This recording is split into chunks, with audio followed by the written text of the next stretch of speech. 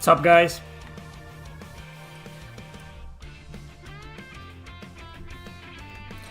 That is no Sunshine Coastline, but it's alright. Just for some things, Takahiro Unisuga was better than Mitsuo Singa. For some reason it doesn't show up here, the name of the song, it just says Nordics. No, that is the field theme, the overworld theme #1. Overworld theme, world map theme, field theme, whatever you want to call it, #1 from East 10 Nordics. Okay, it's great, I like it, but yeah. It's, I don't know why it sounds a little bit more like the Trail series, right? Like, I don't know, man. Like, I know it's Ease, and it kind of, yes, it does sound like Ease, but it also, I mean, I think it sounds more like a Trails theme or something. Just listen to it.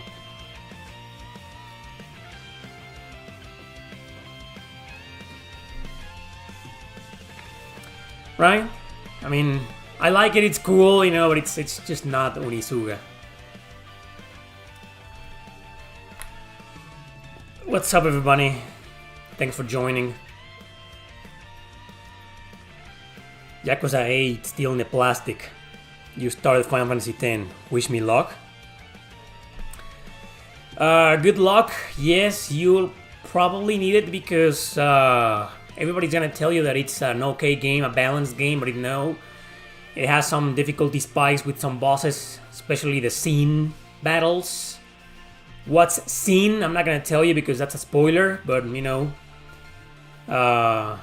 One of the very last times you fight scene in the game is brutal. And pay attention to the... oh wow, I haven't played that game in a long time, man. But yeah, good luck. You'll need it.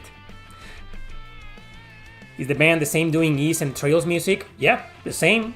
It's called the band is called Falcom JDK Sound Team. Terrible fucking name for a band, but you know, it's those guys. Except Takahiro Unisuga, which was the best one of them all. He left for some reason, and now this is Mitsuo Singa. Mitsuo Singa. Yeah, you got a new guy in there. And then you got Hayato Sonoda, but he doesn't do the rock metal themes. He only does the like the regular town themes or event themes. A dungeon theme here and there, but he's not really the metalhead of the band. Metalheads were Unisuga and this guy Mitsuo Singa, but Unisuga is gone, so this is Singa. It's cool. It's a cool soundtrack. The boss battle theme is bonkers. That's yeah. The East 10 soundtrack is fine, I like it a lot.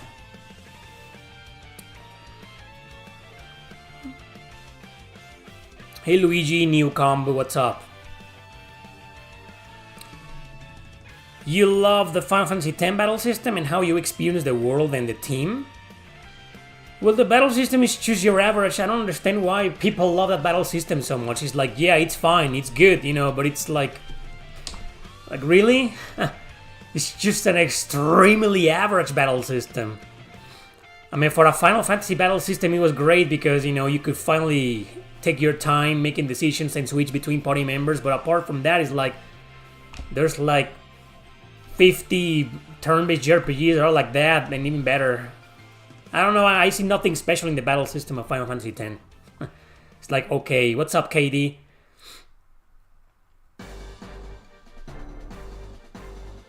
Doesn't take forever with animations like the other Final Fantasy games. Yeah, like I said, as a Final Fantasy battle system of its time, you know, it was great. But nowadays, it's like, I mean, saying it's great in 2024 is like, that's great for you? How many RPGs have you played?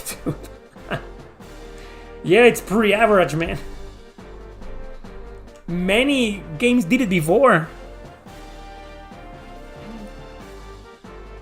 You killed it with that video about Time and Eternity. Oh, it was just a clip from one of my Q&As. I was like, you know, I was editing the Q&A and I saw that and I was like, nah, this needs to be like a really small clip, but for my main channel. Because, nowadays people still ask, like, well, why do you hate that game so much? I mean, yes, it's bad, but it's not it's not the abomination you make it out to be. No, yes, it is. It's a big deal and it's fucking personal. Okay? It's personal. Final Fantasy 13 best battle system? Right.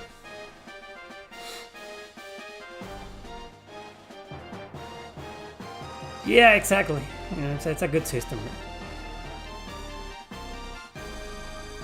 Maybe one of these days I should do... but I feel like I already did something similar. I've done so many videos on battle systems that... I don't know if it's worth doing, like the 10 best turn-based battle systems ever, because I have a trilogy called Most Unique Battle Systems that I did ages ago, like 6 years ago. I made another one called the most... I remade that trilogy in a top 25. I think it was last year. Yeah, about a year ago. And then I did a series called the best battle system of every JRPG series, like the best battle system in the Tales series, in the Final Fantasy series, in the blah blah blah, you know what I mean, right? So you probably watched it, and I made a compilation of those. So yeah, I've done, like, I don't know, I don't think it's worth it. Done too many videos on that already. Did you hear about Nintendo killing Ryujinx? No, I don't even know what Ryujinx means. Isn't Ryuji a character from Persona 5? Have you ever tried Age of Conan online? No, I haven't. Oh, it's an MMORPG. Okay. No, I've never played. I don't play MMORPGs. Dangerous. Did you see the Yakuza games are on sale on PSN? Yakuza 0 was like $5.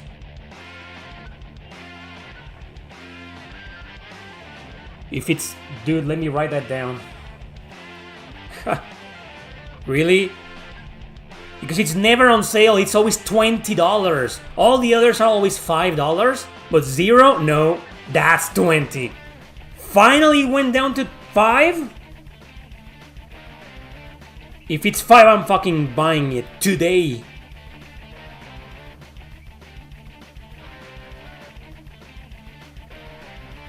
Okay, I'm just gonna leave it here, I wrote it down, thanks for letting me know. Well, hopefully it's on for $5 on the Mexican PlayStation Store. Thank you for letting me know. A lot of people really want me to play that game. So Ryujinx is a Switch emulator? Okay. Everybody's doing remakes. Doing remakes of your videos is fine as long as it is interesting. Thanks. I haven't remade a video in a long time though. Valkyrie Profile 1 battle system is 10 out of 10. Well, no, I don't. I think it's a 9 out of 10.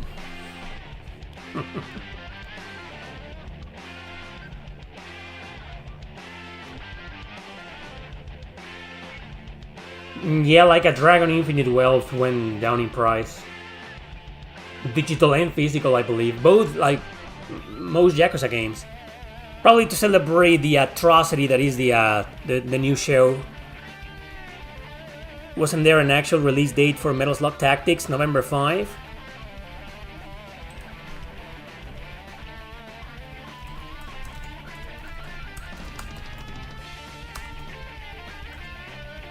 No, December. No, it says December here, 2024, but down here it says November 5, yeah. What the hell? Get your facts straight, motherfuckers! December, November, I know this, Steam says November 5. Okay, so November 5. It's gonna be on PlayStation 5, Switch, PS4, Xbox, everywhere. Fucking everywhere. Hopefully they'll release a demo. I'll probably buy it though.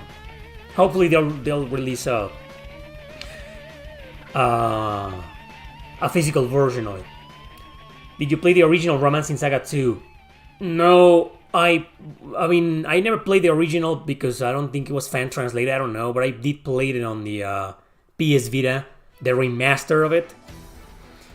I never finished it, couldn't get into it. You know, I don't really like the Saga games. They killed Yusu and Ryujinx. They killed Yusu? Yusu from Devil Survivor, they killed her? Oh my god! Did you play more PS2 or PS5 nowadays? PS2, I haven't touched it for a few weeks. I was playing that Rose and Maiden fighting game for the first time ever. It isn't fan translated. And it's one of those fighting games that you can't just go directly to play a match. You know, you gotta sit through the story. Thank you, Mystery Kid, for the donation, buddy. You gotta sit through the story and read a lot because it's also a visual novel. So imagine it's like you're fast forwarding text for like a minute or two, and then you get to your first battle, and then the same. So I ditched it. But that was the last game on PS2 I played, and before that I did a stream of obscure PS2 games, which I uploaded on YouTube last week. Yeah. That was the last time I touched my PS2, so it wasn't that long ago. PS5 I was just playing this morning. I went back to that stupid cat game, Gory Cuddly Carnage. Finally went back to it. I had abandoned it because I had so much to play that I wanted to play first and finish first.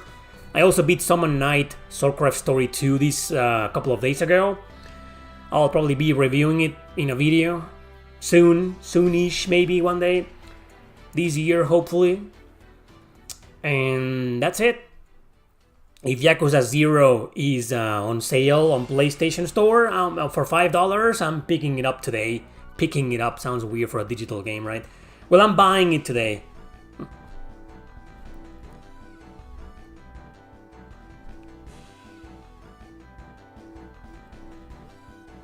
Fuck is this? Oh, the boss theme of Lost Kingdoms?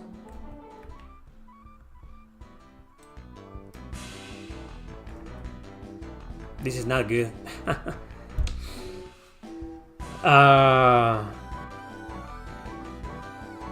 You're sick of games that have an inventory limit. Oh, you mean so you're sick of the Tales series, aren't you? The Tales games have a limited inventory. I hope you can finish all the Senran Kagura games. Oh, I put the one on the Vita that I played on hold.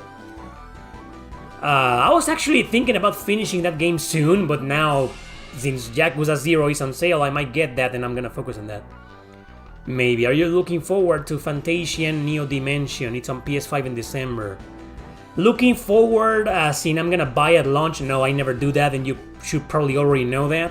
You know, I've been saying that for years. I never buy anything at launch. I've made very few exceptions because I needed them for the job, but no. But I'm looking forward in a sense that maybe one day I'll get it for like $20 or less, you know, because it's Sakaguchi and someone I trust told me there were no political bullshit and agendas in the game. In the original game, maybe this remaster is gonna change things around a bit, because it is being published by Square Enix, so we'll see. I think it's best if I say no. No, I'm not looking forward to it. Thank you, what a name, huh? Thruton?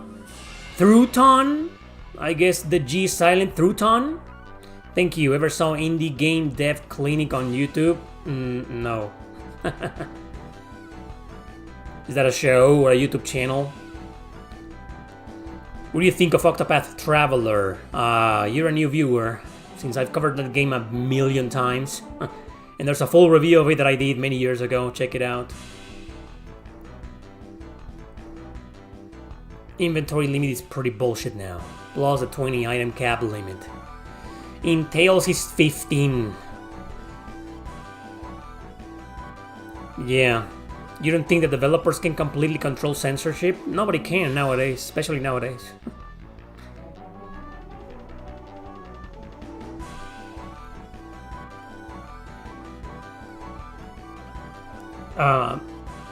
Fucking tired of this. You see this? Oh, it's gonna end soon now. I don't know, this is a terrible fucking ball. I don't know why I have this. Probably because I talked about some kind of boss battle in Lost Kingdoms in some video, you know? Yeah. I mean, it starts good, but then it goes weird. There, Jeanne d'Arc. That's better. Oh, so indie game dev clinic is a YouTuber. Okay. Cool. I doubt most devs even know censorship is happening. They do, they just don't want to do anything about it. Have you played any Game Boy Color RPGs? A few of them? Not really, no, I'm not really a fan of Game Boy Color. I never finished a single one of them. I know it's got the Dragon Quest remasters or remix. I know it's got like other versions like of NES games like Crystallis, you know, stuff like that. There's Power Quest, which is a fighting game RPG. It's kind of lame though. But yeah, there's Lufia, a Lufia game. I think it's one of the best RPGs on the Game Boy Color. It's called Lufia: The Legend Returns, which was a third Lufia basically. That's a good one. Hello, do you have any old strategy guides? No, I have 0 strategy guides. I don't collect them. I may have maybe 1 or 2 that came with the games themselves. Small, really small ones. I have one.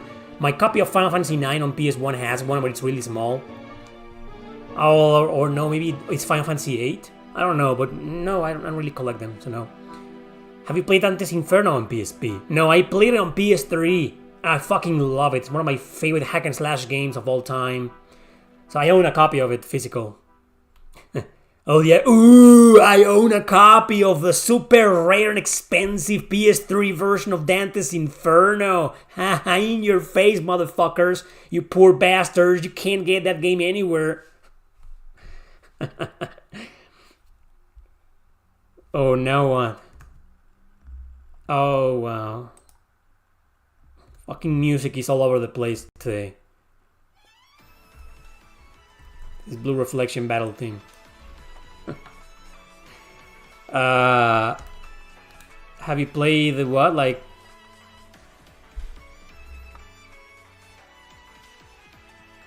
Have you played Suiko Gaiden 1 and 2 before? Yes, I played them, both of them.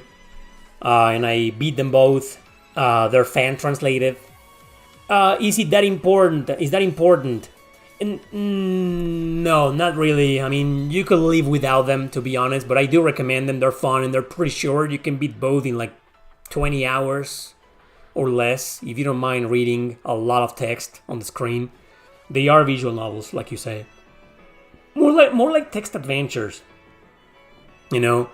But it's basically the same, so I do recommend them. But important, and I see like a really important, you know. I wouldn't say that, you know, but it's a good thing to know what happened between Suikoden 2 and Suikoden 3. If you really want to know, play them.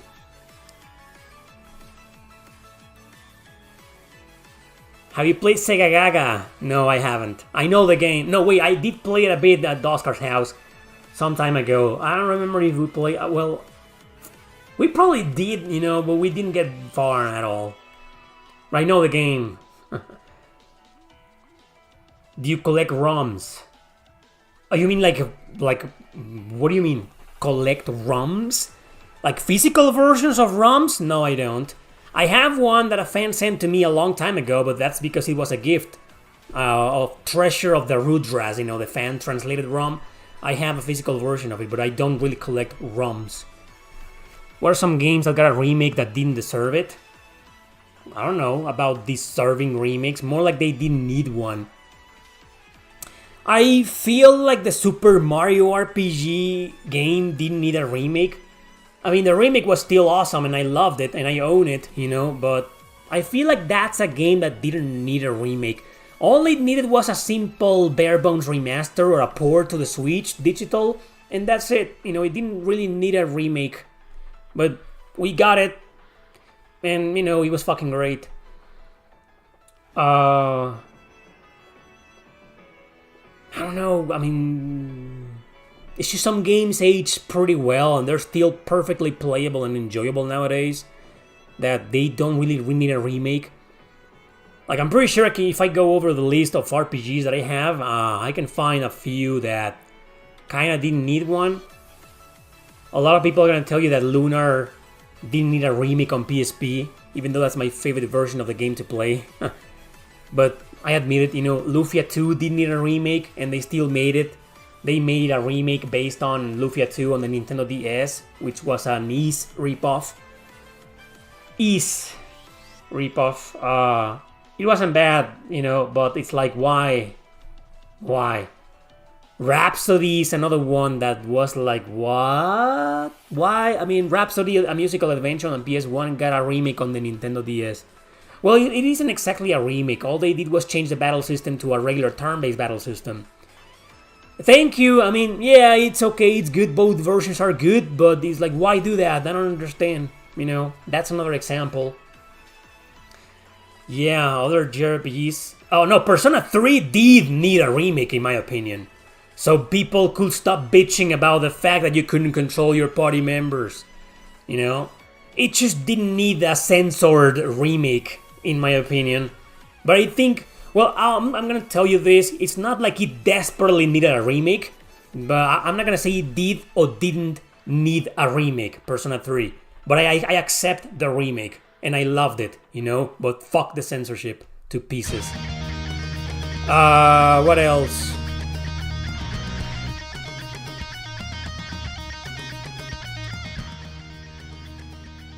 Damn, Dynasty Warriors 4, huh? Fuck.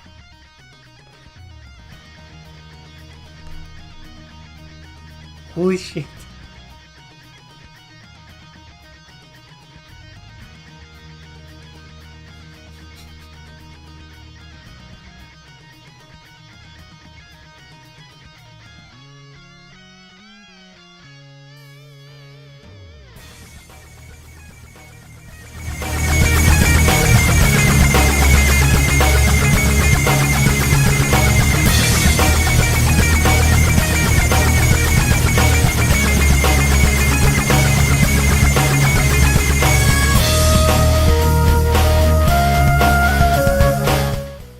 I don't know why I have this song, but I do. And I don't even know it. I mean, wow, that's fucking awesome, man. Holy shit. Thanks again for the donation. Truton, Irony, first ROMs I officially bought are the SNES Mini. Yeah, that's an irony. Anyway, other games that didn't need a remake and they still got it. Oh, Final Fantasy VII!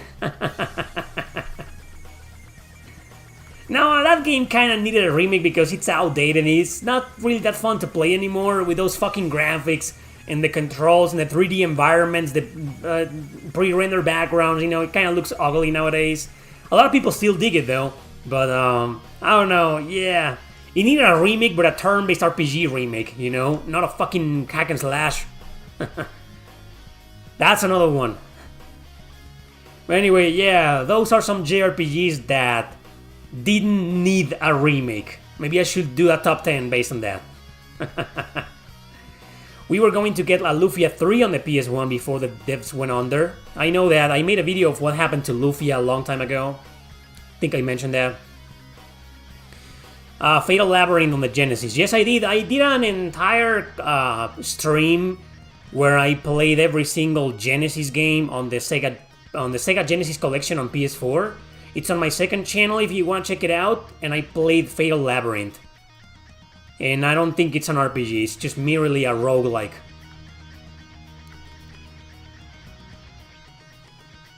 Do you ever play Drill Dozer on the Game Boy Advance? No. Are you a fan of Avril Lavigne? No. I kind of had a crush on her when I was younger, because she came out of nowhere to play this pop punk music, and she was fucking beautiful, right? Maybe she still is, I haven't seen her in a while. Is she still around? Anyway, I never cared about her music, and I never cared for her music, I never liked it, but she was gorgeous, beautiful. But no, not a fan, never a fan, never really gave two shits about her. Tales of Graces, the world map theme.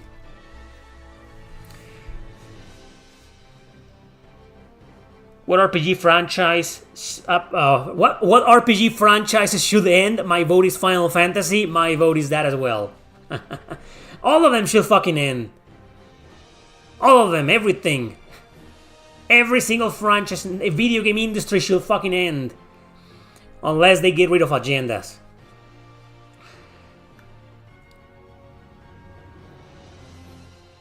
Do you wait for strategy RPG Front Mission 3 remake? Yeah, I'm still waiting for it because the PS1 I put like, I don't know how many hours, I never beat it. I put several hours into Front Mission 3 on PS1 and I just couldn't, man. I couldn't get into the battle system. It was just too complicated for my taste. Didn't like the fact that you need to forcefully target certain parts. Whereas in Front Mission 1, at least in the remake, you know, yes, you have the option of shooting the certain parts of the enemies, but no matter what you do, you always destroy them, right? But in Front Mission 3, it's like, no, you gotta destroy a specific part or else the enemy's still fucking alive forever, you know, it takes forever to kill a fucking enemy. I don't know. It's a great game though, but I'm waiting for the remake to see if they change that or I don't know what's gonna happen. No, we do not need a Time and Eternity remake. No.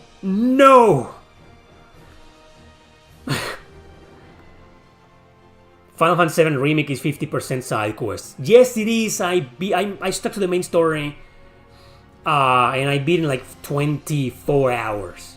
And I was like, a modern remake by Square Enix, and I beat the story mode in like 20-something hours. Yeah, I realized that it's pretty much more than half of the game is fucking side quests. And I heard Rebirth is worse. It's worse than that. Are you a fan of horror? Yes, I am. Will you be seeing Terrifier 3? No, I'm more of a psychological horror fan. Like horror fan as in slasher movies, monster movies, you know, I don't like them because they're too stupid and predictable. With quite often, really bad acting, really bad effects. Some of the monsters look interesting in some movies, but the rest is kinda ass. I gave up with like those kinds of horror movies a long time ago, you know. And then there's the other genres where there's always a bunch of really stupid fucking kids from college or high school, you know. It's just, no. Fuck that, you know. Damn, Ray Gigant. That went hard.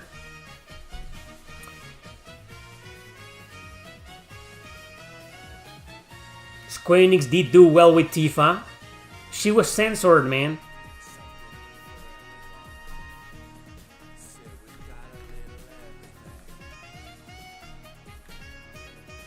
I'll probably be doing a horror stream on Twitch next week.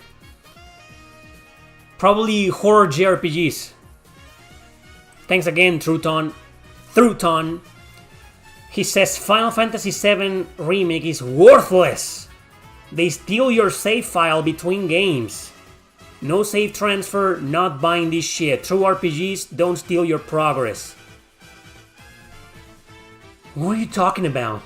What do you mean they steal your save file between games? Are you trying to say that you can't carry over? Like if you play Rebirth, you can't reload your Final Fantasy VII Remakes file? What are you trying to say? When you get the second game, you don't keep everything you do. They start with a blank game on the second game. Really? Your file doesn't carry over when you start Rebirth? That's not true, says Optic Gamer. They only carry some summons, not everything. I didn't know that. I only played the demo of Rebirth.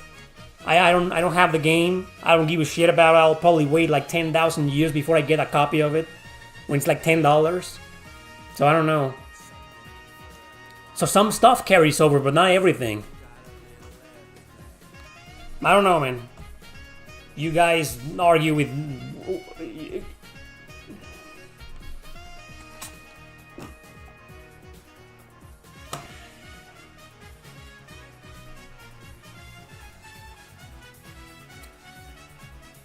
That is exactly what happened with The Legend of Heroes Terry.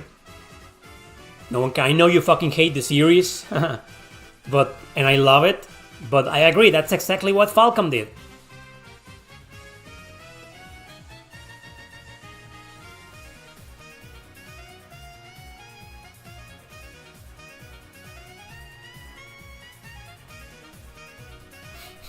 Good JRPGs with bad graphics. Bad graphics in terms of what, performance, or in technical technically speaking, or artistically speaking, because it's different, you know. Because some games look like Tales of Berseria, for example, has PS3 graphics and it's on PS4, right? But the world itself is fucking beautiful. It's a beautiful... Oh, technically, then yes, Berseria. Tales of Berseria, Tales of Cestiria. Those are games that should have looked better, you know. But I don't know, they're still beautiful games, right? Especially Berseria is fucking gorgeous, you know. But yeah, technically speaking, those are PS3 graphics.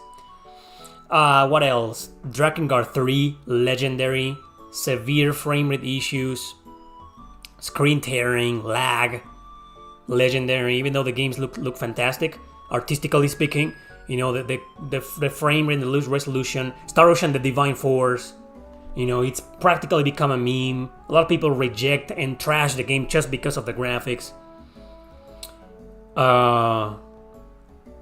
Should I say Monarch? It's just Monarch in some cinematics and some animations has screen tearing. At least the PS4 version that I played. I don't know about the other versions. I imagine the Switch version is worse. We can't say Chrono Cross Radical Dreamers Edition anymore because they fixed the issues. But the CGI cutscenes are in like the lowest fucking resolution possible. They didn't bother remastering or remaking the... Well, remaking was gonna be like impossible, right? They didn't bother remastering the CGI cutscenes in Chrono Cross.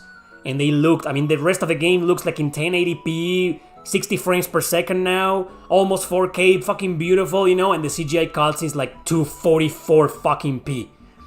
Right? So, yeah, those are some examples I can give you right now, right off the bat. But yeah. And in terms of artistically speaking, well, to each their own, you know, this is more subjective, right?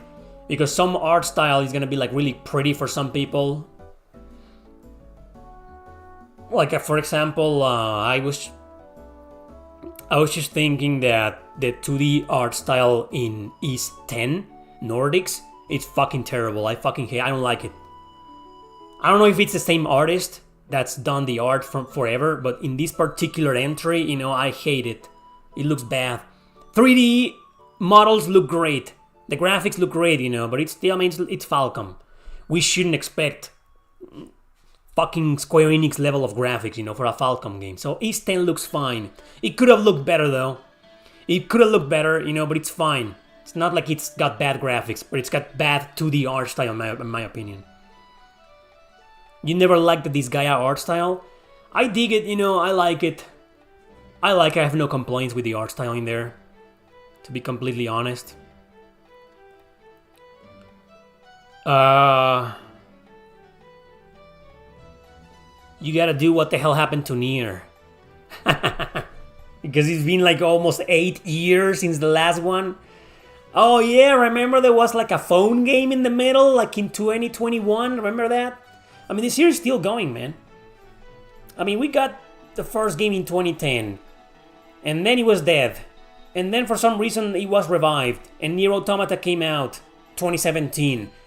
And then Replicant, the remake, on 2021, alongside the mobile game No One Ender. No one gave a fuck about that, but it was there, was released there.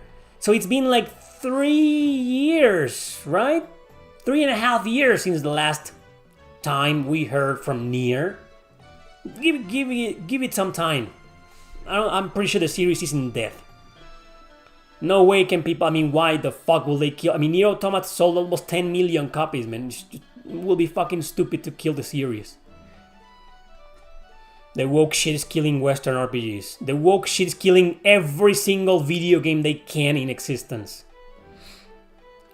Oh, you weren't a fan of cell shading. Me, on the contrary, I fucking love cell shading. I love it. Dude, I love it, man.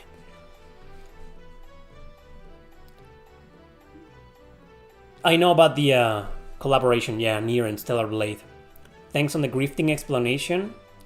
Oh, I also asked the same thing some time ago. I was like, what is a grifter? Why do I see so many people calling each other a grifter? A right-wing grifter, a left-wing grifter. So grifter is someone who makes dramas, right? All the time, out of whatever, out of anything. And they make videos about that, you know. Anyway. Yoko Taro is enjoying Call of Duty now. Fuck Call of Duty, and if he's really doing that, fuck Yoko Taro then. Which SNES or NES JRPG do you think has the most unique and underrated battle system? You know, Legend of Ghost Lion has an interesting system, one of the very first ones of its kind, where you do summons, you know, but not summons a la Final Fantasy. Like you summon your summons, your creatures, to fight alongside you. You know, for its time, for a game, I think it's like 1980 something, you know, that was pretty original. But Ogre Battle, March of the Black Queen, definitely, probably one of the most unique battle systems of its time. Came out in 1994, I believe, and there was barely anything like it when it comes to JRPGs. Really unique battle system, you know. But now, underrated, well, Ogre Battle itself, my only complaint with Ogre Battle is that the map interface, I mean, the isometric turn-based battles look beautiful, right? I love them. But the world map, when your characters are moving, you know, in real time, the interface in there, I don't like it. I'm not really a fan of that, you know. It's fine, I guess. It was fine for its time, but not really. I'm not sure I appreciate that much nowadays. Yeah, those are some. If I had to pick SNES Ogre Battle, NES. Well, here's one NES we got. No. NES, I think I'm gonna stay with that one. Legend of Ghost Lion. You know what? Yeah, one of the most unique for its time, definitely. Just back then, everybody wanted to rip off Dragon Quest, Final Fantasy, or Ys, or Zelda, you know, so... I mean, there's probably a ton of... there's gotta be that one NES RPG that I haven't played because it never left Japan. Whether it's fan-translated or not, I haven't played it, and it probably has a unique and underrated battle system, okay? But for me, my picks will be probably Legend of Ghost Lion, which is not that unique. You play it nowadays and it's like this, Eric, well... Think about it, you know, just go back in time in your head, you know, and play it, and you're gonna be like, oh, this is different. But Legend of Ghost Lion is not a great game. It's just not great. It's okay, at best. Yeah, Ogre Battle is great, and the battle system is really unique for its time. Fire Emblem was also really unique for its time. There was barely anything like it, and it popularized the grid-based combat, you know. And then Shining Force came along, and then Tactics Ogre, but Fire Emblem came before them. And it had this triangle weapon system, so you could say that Fire Emblem was extremely unique for its time, and that's a Famicom game. You know? That's my answer.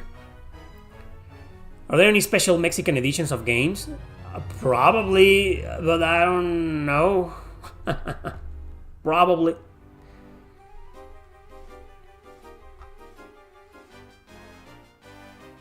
I know that you're not playing mobile games, but Square published a really good RPG on mobile back in then. It's called Chaos Rings 3.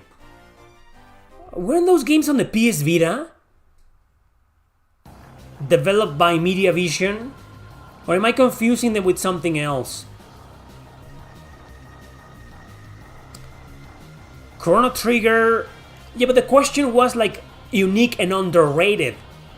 How is the Chrono Trigger battle system underrated? You know, if anything, it's fucking overrated, man. It's like, yeah, it's a good battle system, but it's not like, whoa! No. Hey, Raphael, thanks. Brazil, huh? Hey, Yum. Again with your Time and Eternity remake, I already said no. Which JRPG has the highest ESG score? I don't know, man. Probably, I don't know. Final Fantasy VII Rebirth.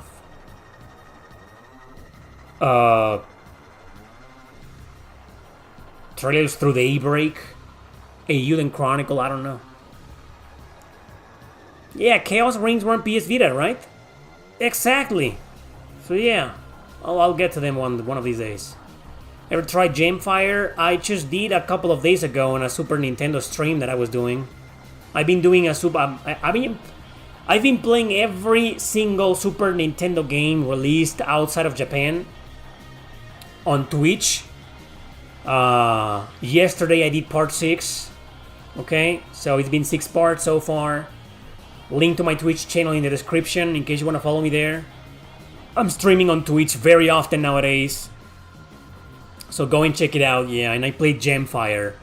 My opinion on Gemfire, based on what little I played. I liked it. I think I may be able to get into it, but the battle interface was really slow. Like the enemy's all the way here, and your character's all the way here, and it's like, play your turn, and then you move here.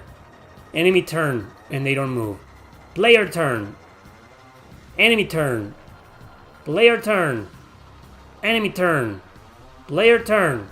It takes fucking forever. So I don't know if I'm gonna like it or not, but I'll give it a chance.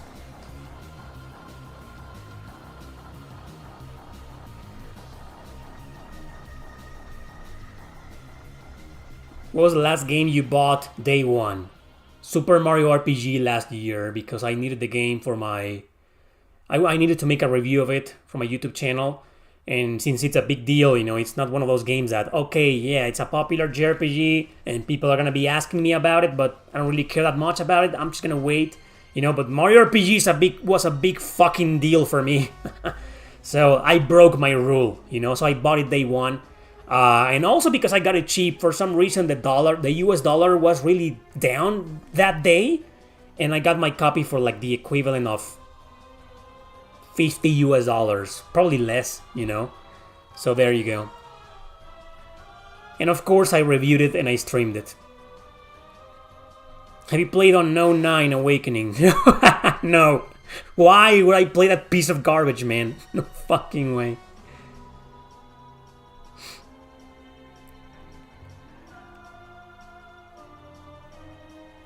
Jurassic Park? Go watch I just play those games, you know. I played Jurassic Park yesterday on this SNES stream on Twitch. When will NIS learn to print more than 10 copies of a game? I don't know, they seem to believe that going woke is gonna give them more money for some reason, but nope. Like nobody seems to give a fuck about East 10. Look at this, it's been 45 minutes. East 10 came out 2 days ago. No one's asked me about it. No one fucking cares.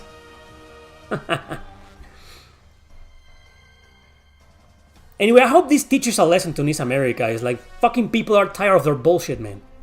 And they just started. It's not like they've been doing DI for years. No, it's recent. Last year, we fucking loved them. But this year, fuck you, NIS America. Nintendo doesn't price drop a lot, unlike Sony, Microsoft. Unfortunately. Time and Eternity East 10? No way. Hey, I care about East 10. I fucking care. I still care. Fallout is an RPG? I don't know, man. I played very little of the Fallout games.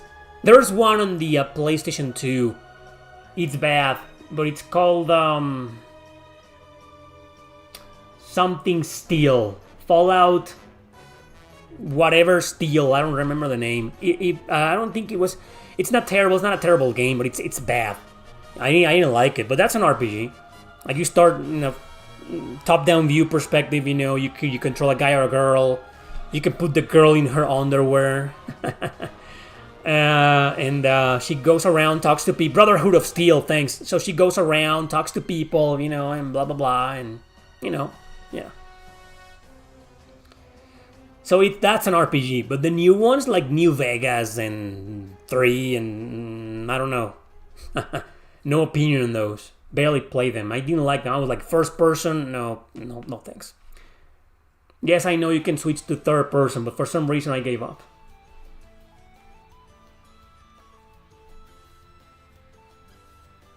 Nobody cares about ESG score, man. Nobody cares. Nobody. Only like 10 people on the planet. And the assholes who created that, who established that fucking ridiculousness. No, I don't like Shadowrun on SNES. I hated that game. And I haven't played it, but I've seen the Genesis version, and it doesn't look like something I'll be able to get into, but I'll try it.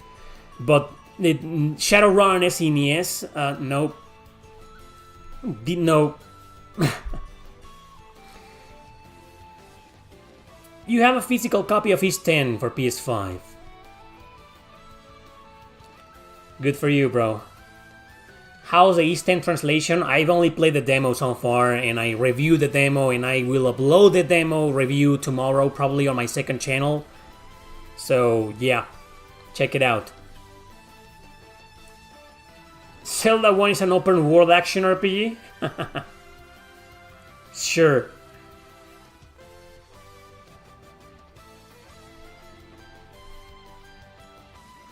Have you streamed Rondo of Swords? No, I don't think I'll stream any Nintendo. I know I said that during my Devil Survivor stream, but you know how it went. Go and watch it and you'll see, oh no, Eric, it's a bad idea. Don't stream Nintendo DS games. They just keep lagging, the music keeps fucking out. I think I'm gonna have to give it up, man. I don't think I'll stream Nintendo DS games until I get a better computer. It's just, it doesn't work properly, you know. And I don't want to stream games like that. It's just bad quality content, you know. I don't want to do that. You will... What? What are you talking about, Luis? Good, okay, good. Vote for Uruguay.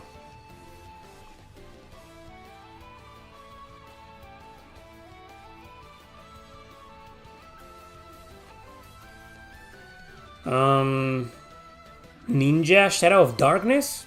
Never heard of it. Actually, you know, I don't think Zelda 2 is like the closest to being an RPG. I think Wind Waker is.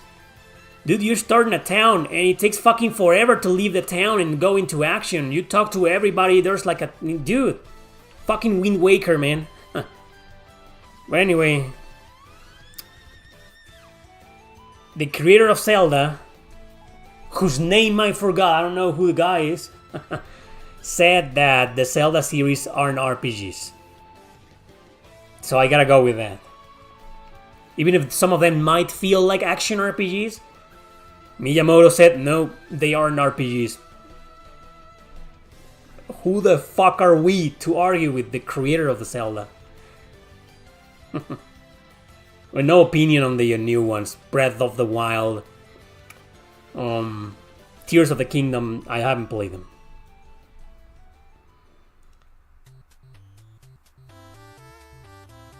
Any game companies you like?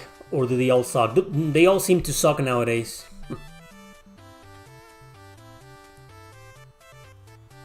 Did you know that... Oh fuck no. Hopefully not, Phantonium. I didn't know that. Hopefully it won't become a franchise. Do you think From Software is a JRPG maker studio like Tri-S Level 5? Yes. It's from Japan. It's a Japanese studio, you know, founded by Japanese developers. Yeah, it's a Japanese company, but a JRPG? I don't know. People are arguing right now about Dark Souls being an RPG or not. Like, leave him...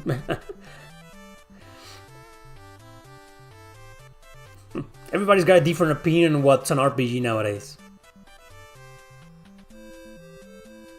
Oh, the Ninja Gaiden doesn't need to be Souls-like. It's already hard as fuck. Doesn't need to. I tried RPG Maker and I failed miserably. I have no patience for programming and modeling and no. The Messenger. Isn't that an indie game? Pretty popular by the same devs of Sea of Stars? FIFA 15 best RPG ever? Get the fuck out of here, man. That was FIFA 17, motherfucker. FIFA 50, kiss my ass. FIFA 17, dude. In Mario games, you play the role of Mario. So are Mario games RPGs then? Every single one of them. In Tetris, you play the role of the little geometrical figures. So of course, everything's an RPG. Interesting discussion you guys are having right now. I'll stick to answering goddamn questions. Same here, Luigi.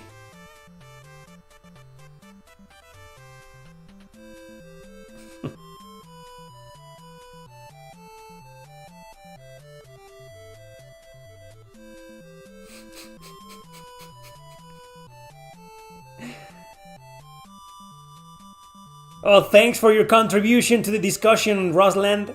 Thanks. You should make a video about that, you know. And title that, you know, Super Mario RPG sucks. Fight me. Why are oranges orange?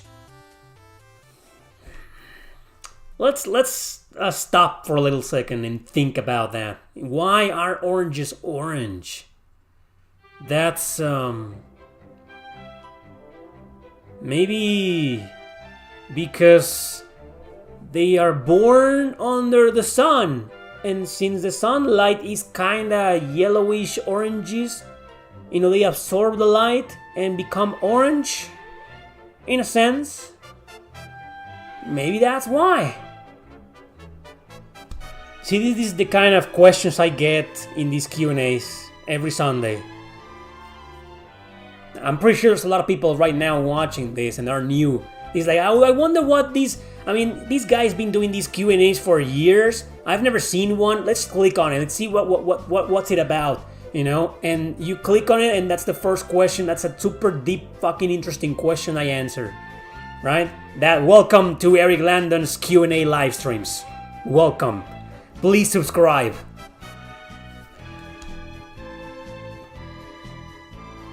What tactical RPG that you could see yourself playing it every day and not get bored? Oh, man. Fire Emblem, Devil Survivor.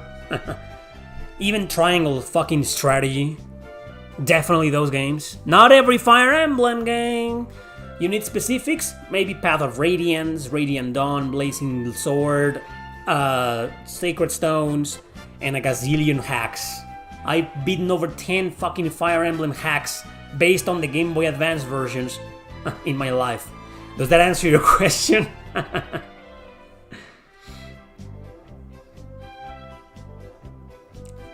Well, at least a lot of people are doing the... I'm glad a lot of people watched my Time and Eternity video, apparently. It's Time and Eternity. It's not Time and Eternal. It's Eternity. Get it right. You're gonna offend the developers. I love I Am Setsuna. I've reviewed the game several times in this channel. Great fucking game. Underrated even.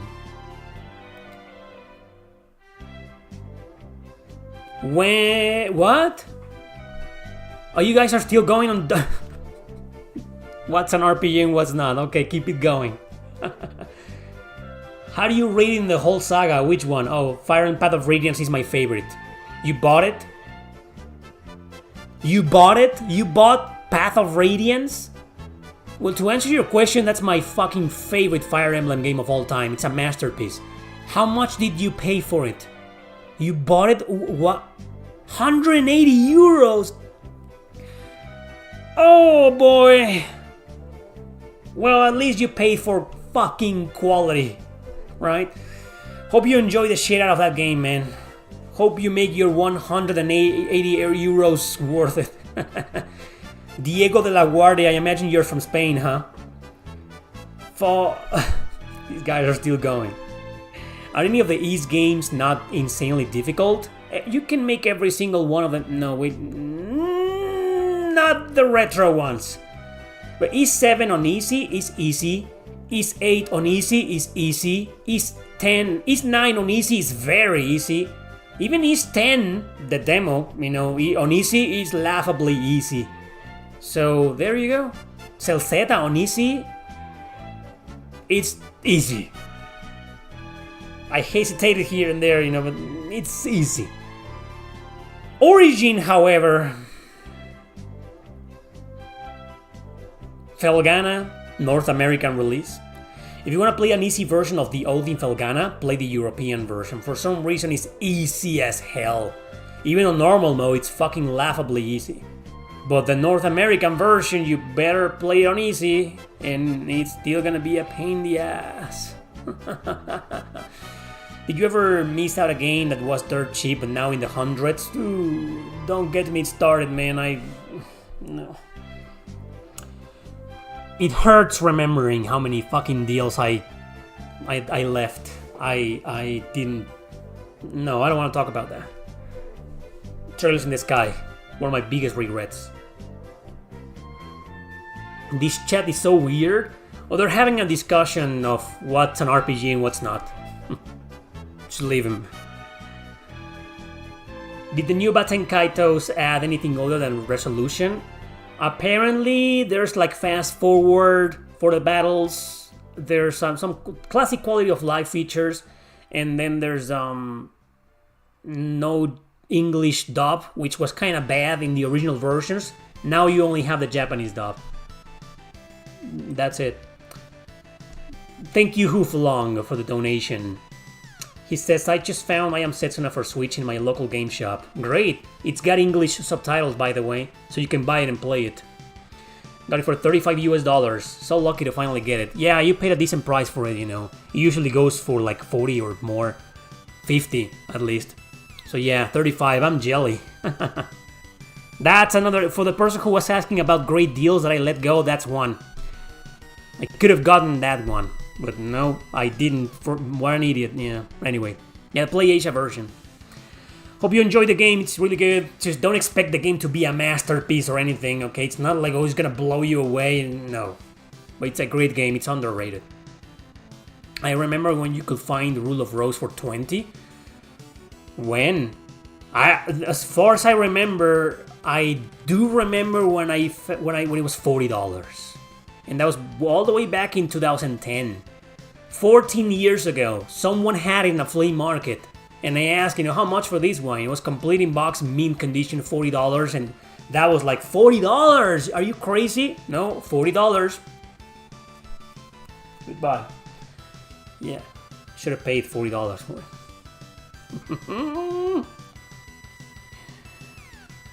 Ever tried Rogue Heroes Ruins of Tassos? No.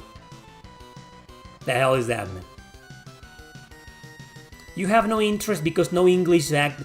But Baten Kaitos, dude, the original English voice acting in Baten Kaitos 1 and 2 is kinda bad. It's better to play them in Japanese, trust me. Are you getting the next Chinese action RPG next year called Wuchang Fallen Feathers? Probably, yeah. I still don't have Black Meat Wukong, but I'm waiting for the price to drop, and then I'll get it. So yeah, I'll get that one too eventually.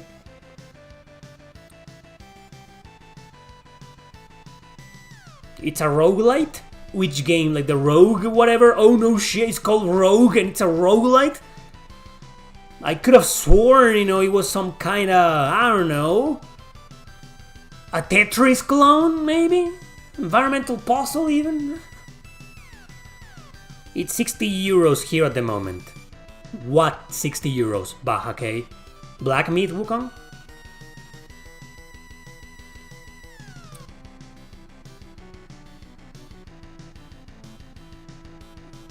Damn, $30, yeah. How much does it go for nowadays? $400 or $500? Hagane, dude. Denise was saying that Hagane was like 1,200 euros, the card alone. Hagane on SNES. I played it yesterday for the first time ever. No, it was my second time playing it. Oh my god. Stupidly expensive. 60 euros the I Am Setsuna physical. Oh, there you go. So Hoofalong got it for a really good price, apparently. Yeah. 60 euros is fucking crazy. $100 for Breath of Fire 2 SNES. Do they have Black Friday sales in Mexico? Yep. It isn't called Black Friday though. It's called the Good Weekend. But yeah, we have the same, the equivalent. And it's usually strategically like a week before or a week after Black Friday. So we have like 2 entire weeks to buy shit for a decent price. You sold your Chrono Trigger in box without posters for 120 Canadian in 2004. Oh wow. How much are you willing to spend on rare JRPGs? Me and Oscar, we did a video on our channel in Spanish. We just talked about that. Like, what's the price? What's the most I'm willing to play? Not for just rare JRPG, for rare games. And I don't know, man. Sometimes I've seen deals, even not too long ago, that I let go because I just don't have the money. But if I have the money, I don't know. I'm willing to pay a lot of money, especially if it's something that I'm going to resell. And with that money, buy the shit that I really want to own, rare or not, So I will pay a lot. If for example, if a rare game sells nowadays for $200, and let's say I see it for 100 or 120, okay, and I have the money, and I'm willing to pay that, I will fucking pay that, 100, 120, The least I can do is like get $80, or at least $50. I'm gonna make $50, and then I'll have 100 and something more, and I'll be able to buy more games with that. So that's what I will do if I had money, But I don't have money to pay for fucking rare games. I don't know. But the discussion in our channel in Spanish was about what's the most you're willing to pay for a video game, let alone new, retro, old, whatever, something you want. And my standards nowadays are like $30. Like I've been saying this for a while. $30, $35, unless the game is rare, like you mentioned. Like if it's a game that's selling for like $80, $70, and I see it for like $30, $35, or even $40, I'll pick it up, right? Especially if it's a game, but only if it's a game that's not new. Like for a fact, I know for a fact a lot of new games, not all of them, but some new games, are like now, right now are like $70, $60. Take Stellar Blade for example. Stellar Blade is still going in Mexico for like $50 something. And I'm like, I'm not paying that. Even if I see it for $40, I'm not paying that. I know for a fact if I wait, it's gonna come down in price. Stellar Blade. It's a AAA game that sold millions, right? But then trails into Reverie. Well, I got the digital version of it, so I'm fine with that. But it's got a physical version in Switch, PS4, PS5, and those fucking versions haven't gone down in price, and it's been a year and a half since the game came out. And it's still fucking $60, $70, man. So that if I see, even though it's new, fairly new, that if I see for like $40, fucking pick it up right now, man. So, but my average price is like, I don't feel comfortable paying more than $30 for anything. Even if I'm dying to get the game, I still wait. If I see a game for $35, and that's what it sells for nowadays, I wait. 30 is like my max. And 30 is for a game that I really want to own and play. Because usually my price is still like my $20, $25, $20, $25, I'm still willing to risk it, in a game I don't know about. Like I did that with a bunch of games. Some I regret. Others I'm happy that I paid $20, $25 for. Like Astria Ascending. It usually goes nowadays for $20, $25, and that's what I paid for it, and I'm fine with that. But then I paid like $27-ish for Crosscode, and well, I don't really regret paying that much for it, because it's an indie game, and it's a beautiful game, but I didn't like it. And I'm kind of like, I should have waited until it was like 15 or something, Anyway, sorry I went off the rails with that. But yeah, like between $20 and $30 is like my price for most games. New, retro, whatever, Unless it's something rare, I pay a little bit more.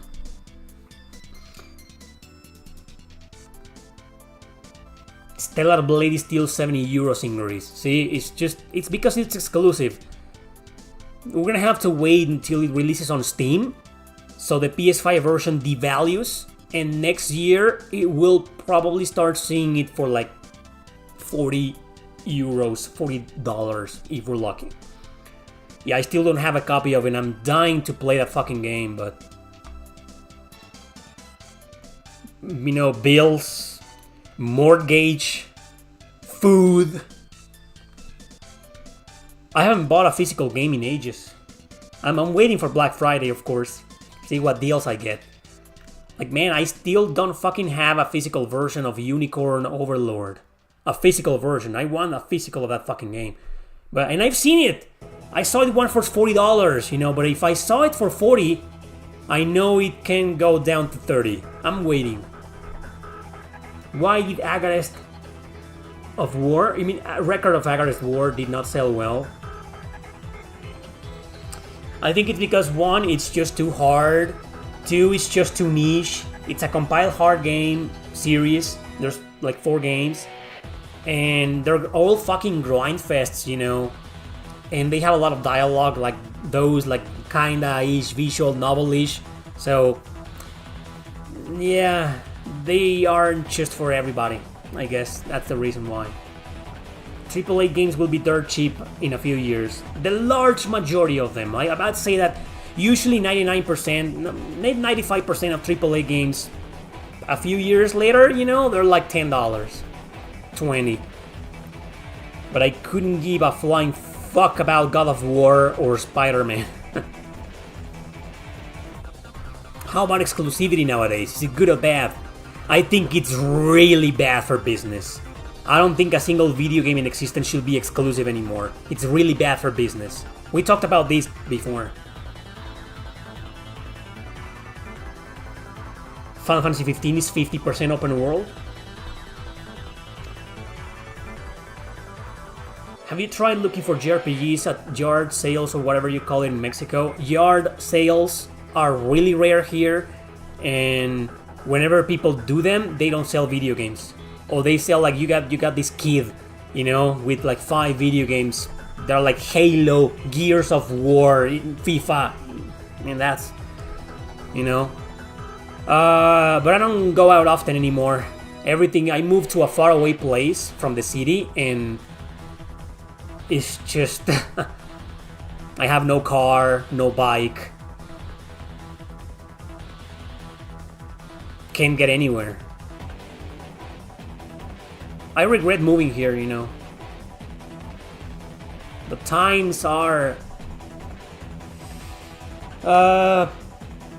preoccupying here in Mexico because the left won and we don't know what's gonna happen.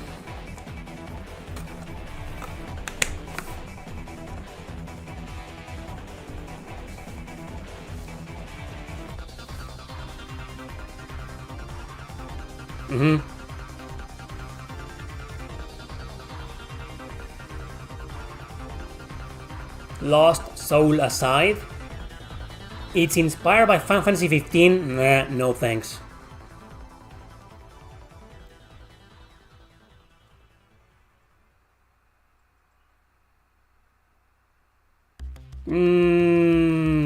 The earthquake in Mexico from 1985. I was still in my mother's womb when it happened, believe it or not. Has nothing to do with yard sales. Nothing to do, man. What the hell? I don't know where the hell you get that, but no.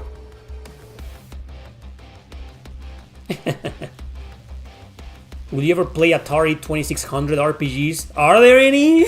I don't really like Atari 2600, you know. I played it when I was little, and I played some of it throughout my life, and I just can't get into it, you know. I don't like Atari games. Even though in a sense, I didn't grow up with them because I didn't have an Atari 2600. And most of my friends didn't have one. They had an NES. Or they had an Atari, but it was in the closet. They all had the NES.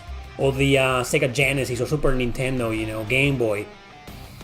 Nobody had the Atari, you know, or nobody cared for it. So I didn't grow up with Atari 2600. Even though I was born in 85. The 2600 was still kind of relevant, but nope. And as a result, I didn't grow up to appreciate it, and I don't like it.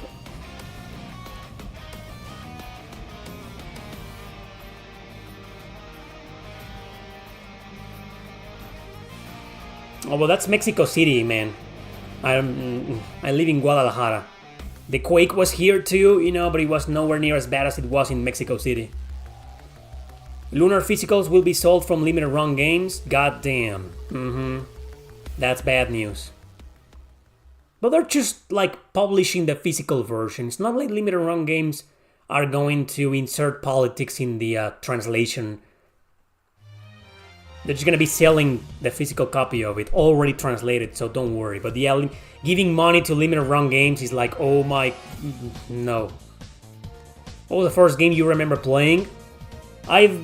Mario. Yeah. Uninteresting answer, I know that, but it's true. Mario was the first video game that I played in my life. Duck Hunt. The one with Duck Hunt. So those two games.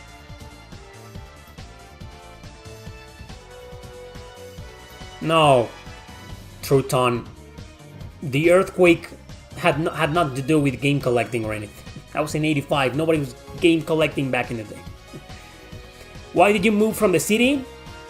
For personal reasons. That's why I haven't shared the story.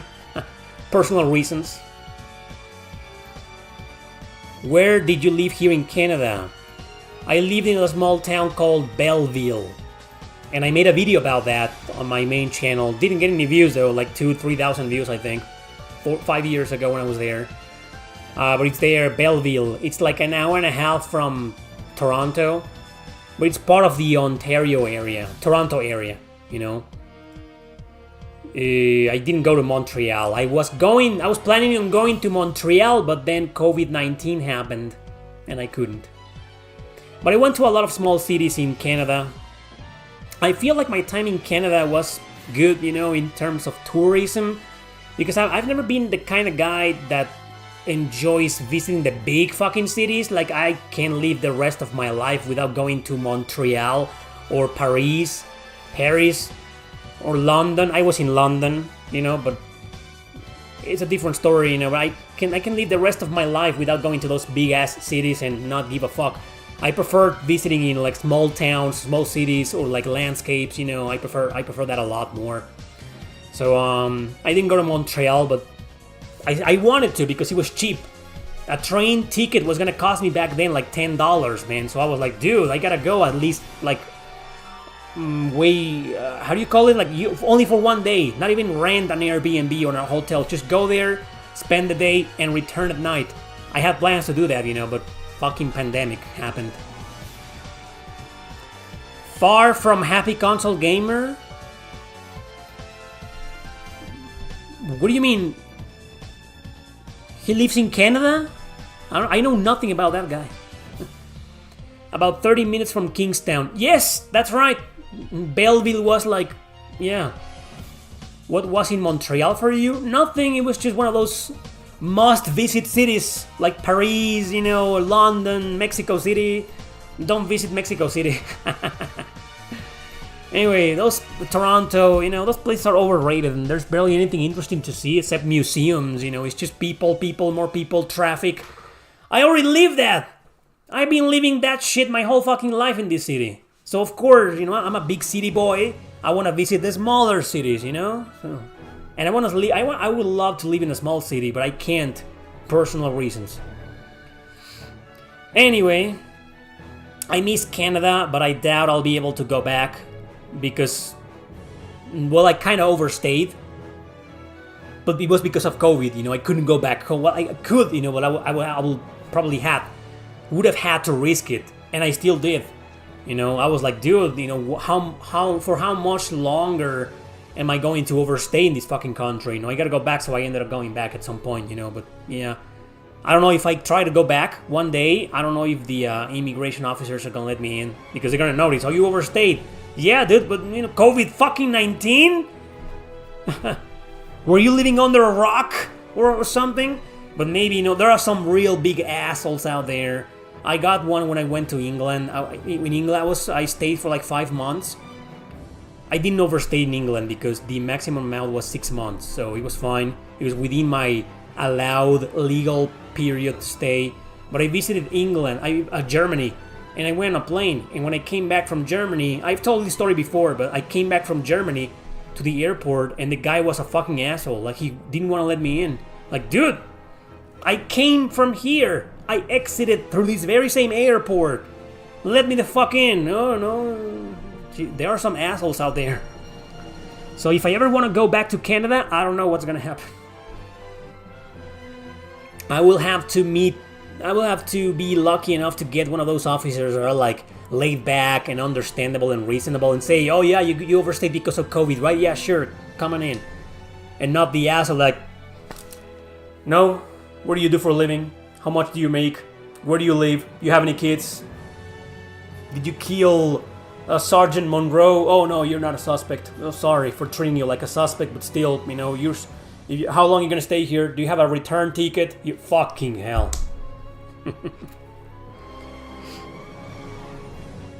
Montreal has tons of strip clubs. Thanks for letting me know, man. I already answered that question, Kevin.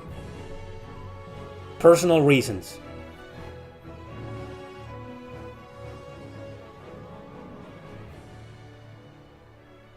When are the Canadian elections? Isn't that bitch Trudeau in power still? Which generation console for Generation 8 console makes your favorite JRPGs? Which one is Generation 8? Is that the PS3 generation? Oh, next year are the Canadian elections. Good luck, people. I wish you the best. Because here in Mexico, we're fucked for the next 6 years. 6 fucking years of a communist bitch in power.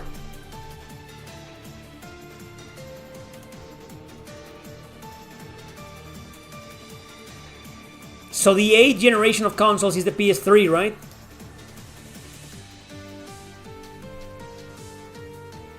Yes, Tiro DVD.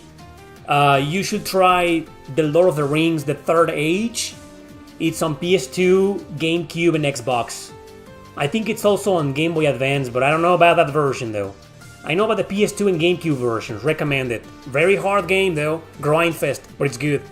There's also a strategy RPG on the PSP, but I forget the name. That's also kind of good, you know. I never finished it, but I would love to go back to it. Something pissed the shit out of me with that game a long time ago, and I can't remember what, but I remember it being good. Those are the two that I recommend. Yeah, he ruined Canada, and I don't even live there.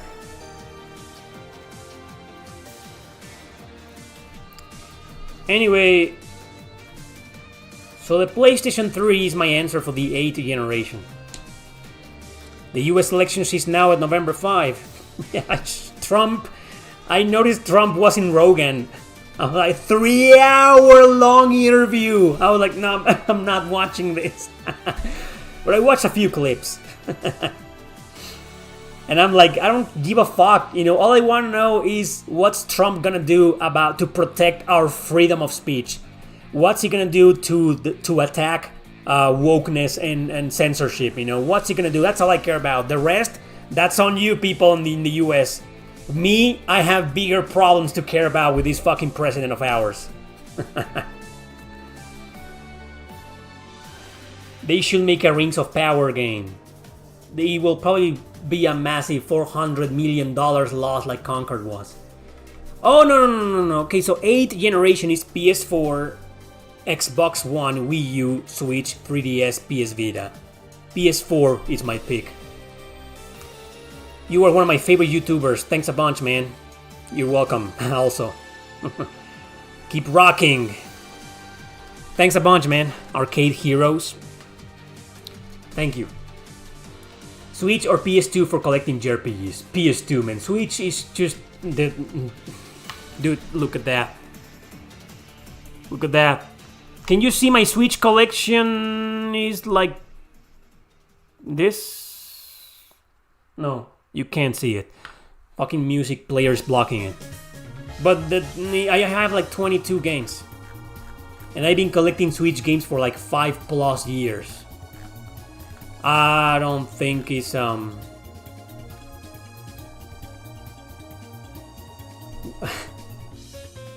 it's just the PS2. You know what? There's a clip on my second channel about PS2 collecting right now. Check it out. But believe it or not, PS2 is still more worth or easier to collect for. Despite a lot of JRPGs on PS2 being expensive as hell nowadays, it's still much more worth collecting for PS2 than on Switch nowadays. Because fucking Switch, man, all games are $40, and that's if you're lucky, right? And then a lot of JRPGs on Switch are on PS4. Get them on PS4. That's my motto.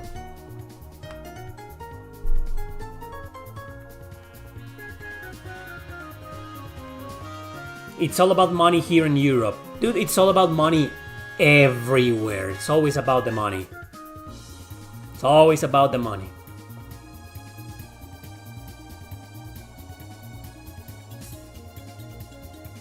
I just beat Summon Night, Soulcraft Story 2. I recommend those two. Summon Night. Which ones are you asking me about? Are you asking me about the spin-offs? That are action RPGs? Or are you asking me about the strategy RPGs? Because I only played 5 and 6. The other 4, I haven't played them. I don't even know if they're fan translated. Haven't played them. But it's not like I'm the biggest Summon Night fan. So, I don't know. When will the PS4 get discontinued? Probably next year. I'm pretty sure by the end of 2025, the PS4 will be dead. I've been saying this for a few years, but I don't know what's gonna happen. You mean the Swordcraft games? Oh, you know, there's this game also developed by the same team who made Swordcraft Story 1 and 2. It's called Maglam Lord. Maglam Lord. I think the Swordcraft Story games are better, but Maglam Lord will definitely get you your Swordcraft Story fix. It's good. It's not that good though, but it's good. Okay? Check it out. It's PS4, Switch, and Steam, I believe. You wanna play Summon Night 5. That's on PSP. It's good, but it gets a bit boring after a while, you know? I never finished it, but I liked what I played. I think I put like 10 or 12 hours into it, and I was like, I'm not feeling it, you know? It's just... 6 was a bit better. A bit better. What's the easiest JRPG in your opinion? I think the easiest RPG I ever played in my life and beaten 2 times, it's Rhapsody, a musical adventure. It's a fucking joke, man. Everything about it. It never gets difficult. You can play that game on normal mode, and there's an easy mode. Just don't play the easy mode. I don't know why you will do that. Normal mode. There's a hard mode, and I haven't tried it though. Maybe it gets a little bit more engaging, but Rhapsody, a musical adventure, any version, like PS1, Switch, PC, and even the Nintendo DS version. Super easy. And then the second one is not that easy, but it's still easy for the most part. Rhapsody 3 though, fucking unbalanced game, man. Easy as hell in some areas, super hard in others. I don't know what the fuck happened there.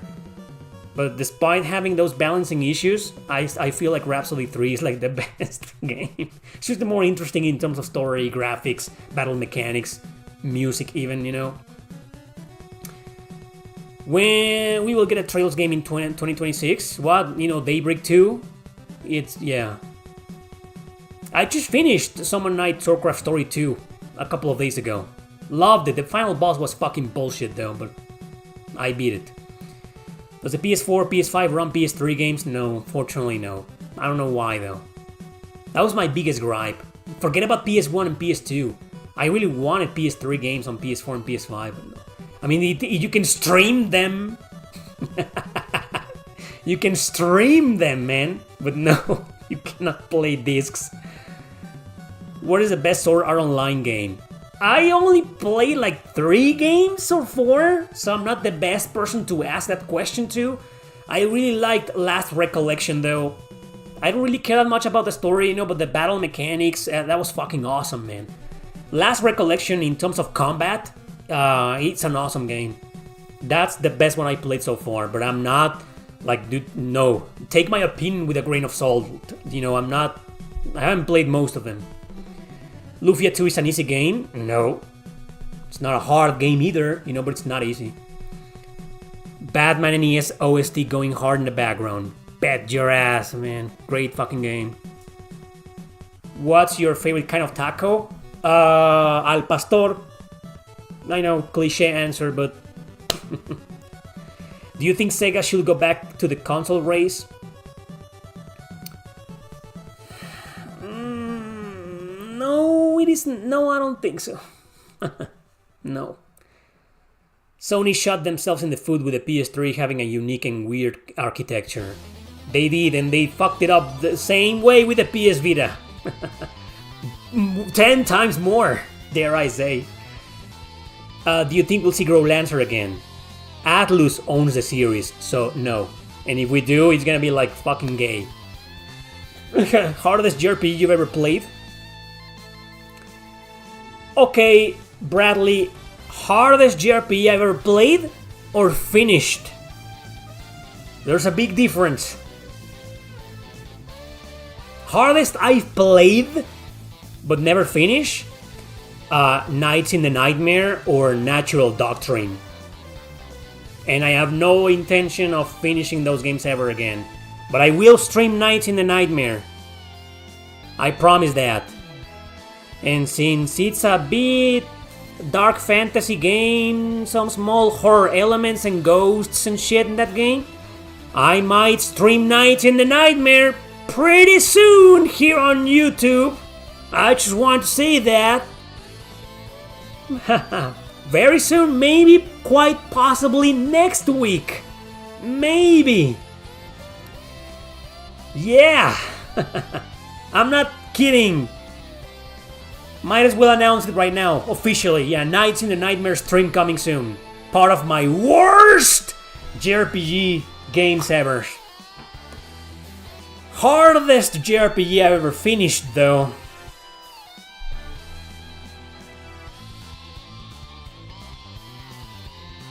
Look, I made 2 videos about that, 2 top 10s.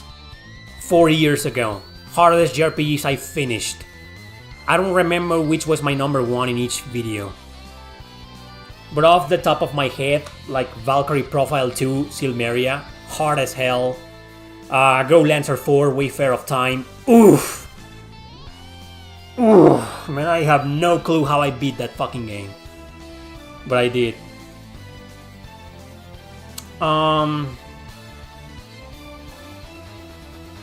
Well, the original Devil Survivor on Nintendo DS, a freaking nightmare of a game. Devil Survivor. I don't know if I should say Nocturne, because I played the HD remaster that lets you download a merciful mode, so you can grind for hours and hours and get stupidly overpowered.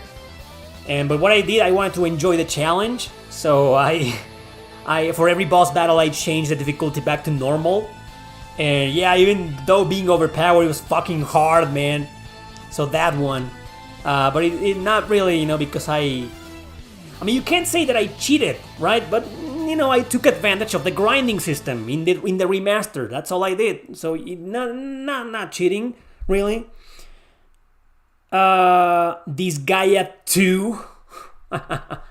The only Disgaea game I've beaten, I couldn't beat the final boss of Disgaea 4.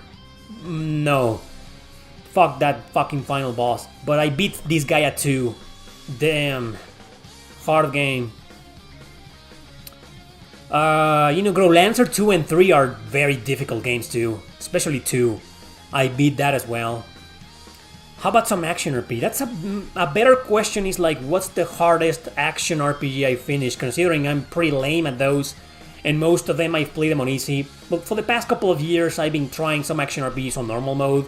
And I've succeeded. But, I mean, not the East games. I know we're listening to East music right now.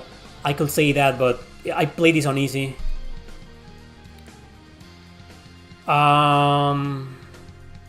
East Origin? No. I beat it on easy, but even on easy it's a pain in the ass. Odin Sphere. Oh, you know what? Rogue Galaxy. No difficulty settings. PS2 original version. Fuck the final boss.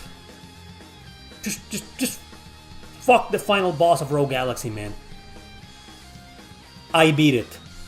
And I'll never forget when I beat the game, I was like screaming, like in excitement, like, yeah! Because I was so nervous. I was like, dude, no.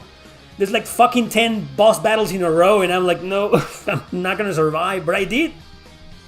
Rogue Galaxy. Yeah, I know it's not like the super ultra difficult, you know, but I beat it.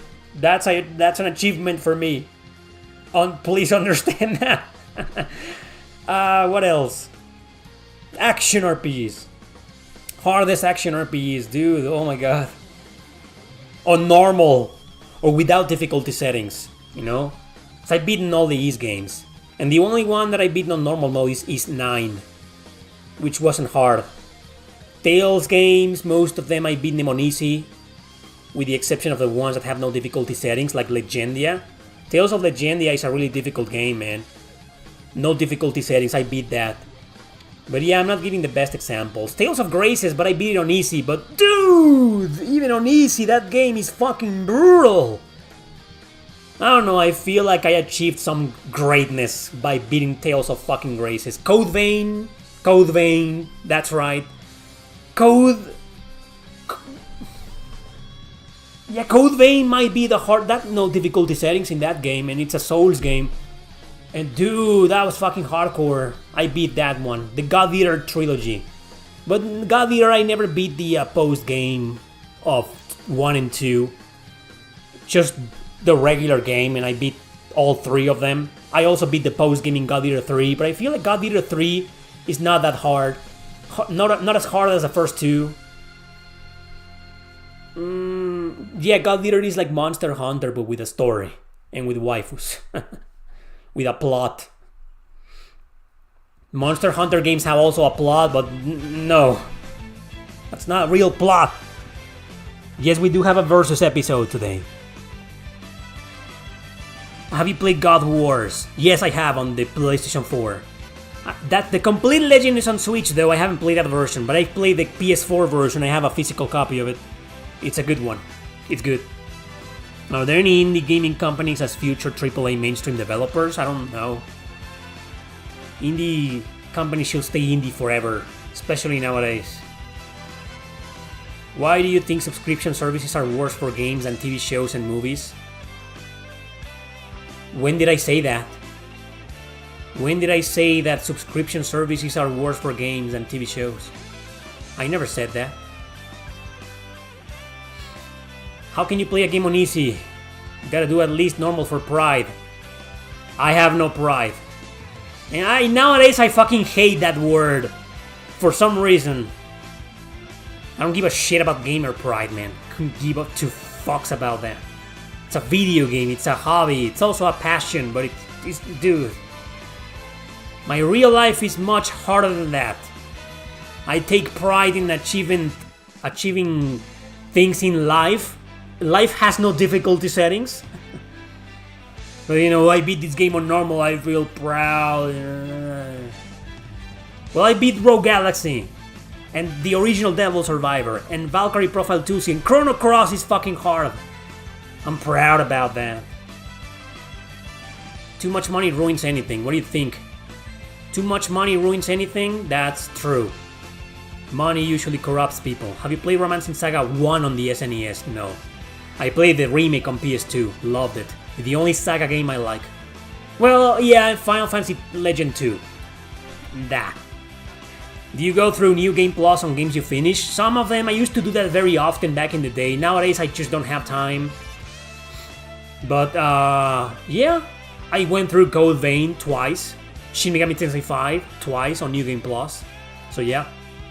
I still do that, but it's rare nowadays. Don't have the time anymore. PS4. Asia Extreme Infinity. PS4.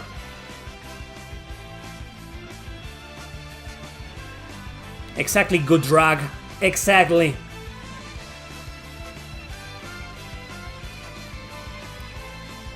Yeah. Fucking losers in real life, probably, you know.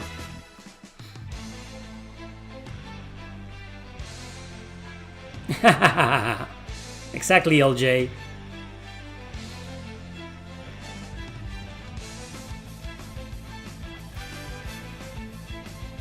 You know, and yeah, I played Tales of Berseria on easy the first time, many years ago, and this year I played it on normal, live, and I got better, you know, because normal mode destroyed me the first time, but now the second time I got better, you know, and I played on normal. So yeah, I think that's better, you know. Well, you're not a loser, Tetsuo. You play games on normal. Losers are the ones that Good Drag was describing. Like, I played the game on the hardest difficulty and I'm a badass motherfucker and I'm a better person than you. Those are the fucking losers, man. Will you rather go over leveled in RPGs and kill everything or be under leveled? You know, in most games, I never find a way to be over leveled. In the majority of them. I know I can read some tips online to get over leveled, you know, but I'd rather play balanced, you know, I like my challenges. And since I'm not a big fan of a lot of grinding nowadays, I prefer like to stick to the game's difficulty, you know, and beat it. So, neither. To answer your question, neither. I don't like being over leveled, nor do I like being under leveled. I like being on the right level. But it's okay to be a bit over leveled sometimes. I haven't played the Romancing Saga 2 remake. I don't care about it. Did you hear about the censorship for Sonic X Shadow Generation? Since I couldn't care less about any Sonic game out there, I'm not a fan of the series? No, I haven't. And I'm not surprised. Best SNES JRPG in your eyes? Super Mario RPG. That or Final Fantasy VI. Yes, both over Chrono Trigger. I like both.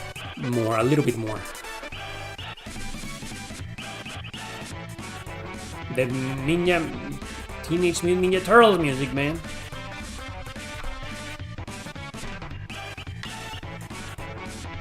That's too loud, though.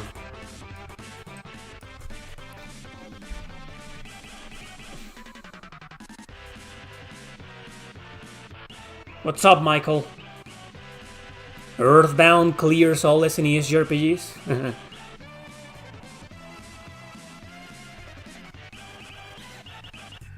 Thank you, Truton. Do you hate games that you have to do 100% to get the true ending? I don't hate those games, but I hate that.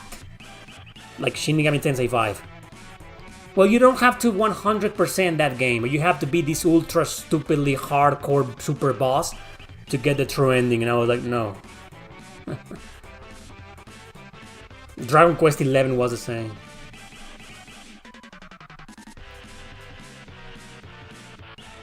Everybody's a loser. We're all losers.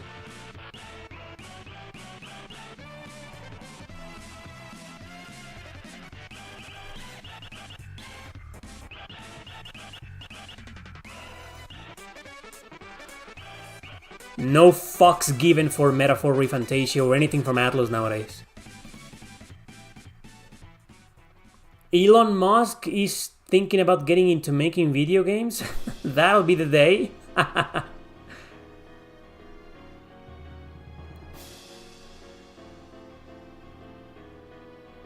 that's a spoiler. Well, there aren't many, there aren't many JRPGs where you have to 100% them to get the true ending. Usually you gotta do something extra, like beat the post game or do this or do that, It's like, what's a JRPG that forces you to 100% to get the true ending? Which one? The Suikoden games? Well, you don't 100% them. You choose, yes, you recruit all characters to get the true ending, right? But is that 100%ing them? So if I guess what you guys mean is when your PlayStation says, or Steam, I don't know, your system where you play, when it says there, how hours played, dude, 10 hours, 15 hours, 100 hours, and it says 100%, right? Is that what you mean by 100%? Or what do you mean by 100%? Like you did every single fucking side quest in existence. You beat every secret boss and blah blah blah blah, and you gotta do all of that to get the true ending? I've never seen a JRPG do that. And Suikoden is like, well, all you gotta do is recruit all characters, and if you recruit all characters, you get the true ending. That's true, but is that 100%ing Suikoden? It's just because Suikoden games are like PS2 and below, PSP, you know, the 100% system didn't exist. That thing started in like the PS3, didn't it? Right? So I don't know. It's just people sometimes ask me if I've ever 100%ed a game. Then okay, that's the Suikoden games. I've gotten all characters and all the true endings in every single one of them, so did I 100% them? I don't understand. SNK said they're planning on making another console next year. Wow, really? They said that? That's interesting. Opinion on Trails side quests? Good, most of them. You know, some of them offer a lot of dialogue, backstory, interesting battles, you know. I like the side quests in Trails. I do some of them. In most of them, I did at least a bunch of them. Not every single one of them, you know, but most of them. Hey, Kramer. Do you ever try getting platinum trophies? No, I don't give a shit. I don't give a shit about it. If I get one, good. If I don't, I don't give a rat's ass. Did you know that we call him McDowell and not here to get McDowell in Suikoden 2? Otherwise, it's McDowell. T. McDowell. T. Doll? That's interesting. I didn't know that. Little interesting piece of trivia.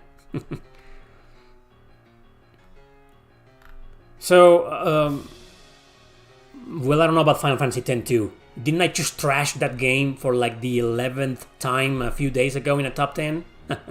What makes you think I care about it? Or that I know that you can 100%? I do not have a Discord, Bradley. I do have a Patreon though. And you will find the link to my Patreon page in the description. And the Patreon page has a chat. And everybody can talk to each other in there. And we talk in there. So there's a chat available for patrons. Link in the description. But no Discord. Have you tried Battle Brothers on... No, I don't play on Steam. My computer can't handle Steam. Next year I'll get a better computer probably. And I'll finally be able to get on Steam. But I play nothing on Steam. What's a good short modern RPG? How about no remakes, I'm guessing you're asking? How about you take a look at a video I did called Top 50 Great Short JRPGs. Earlier this year. You'll find a crap ton of recommendations. You don't have the time to 100% games. Me neither. And some games, you know, I like them and they aren't that good. Some I get it, and some I've been tempted to do everything, you know, because they're so good, right? But others are like, you know, I'm not gonna 100%, I'm just gonna stick to the main story, beat it and move on, you know. It's not that great of a game anyway, right? But, you know, I don't have time like you. I've been saying a lot recently that I don't have time, and Jesus, I should stop saying that. People are gonna make a video like Erick Landon versus time. They did it for James Rolfe though. Why no platinum trophies? I don't know. I just don't care. I don't see the appeal on them. Like,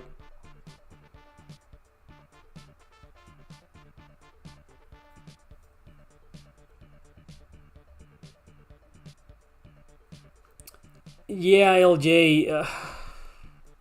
Go to my second channel. Type Erick Landon Atlus, and you'll see the explanation why. Don't ask me about Atlus. I'm tired of explaining why I hate Atlus USA. Or Atlus West. Okay, I'm just done. Given these Western developer layoffs, do you think the Eastern developers are going to take over gaming industry again? No. Because of AI, I think a lot of Eastern developers are also going to start laying off a lot of people.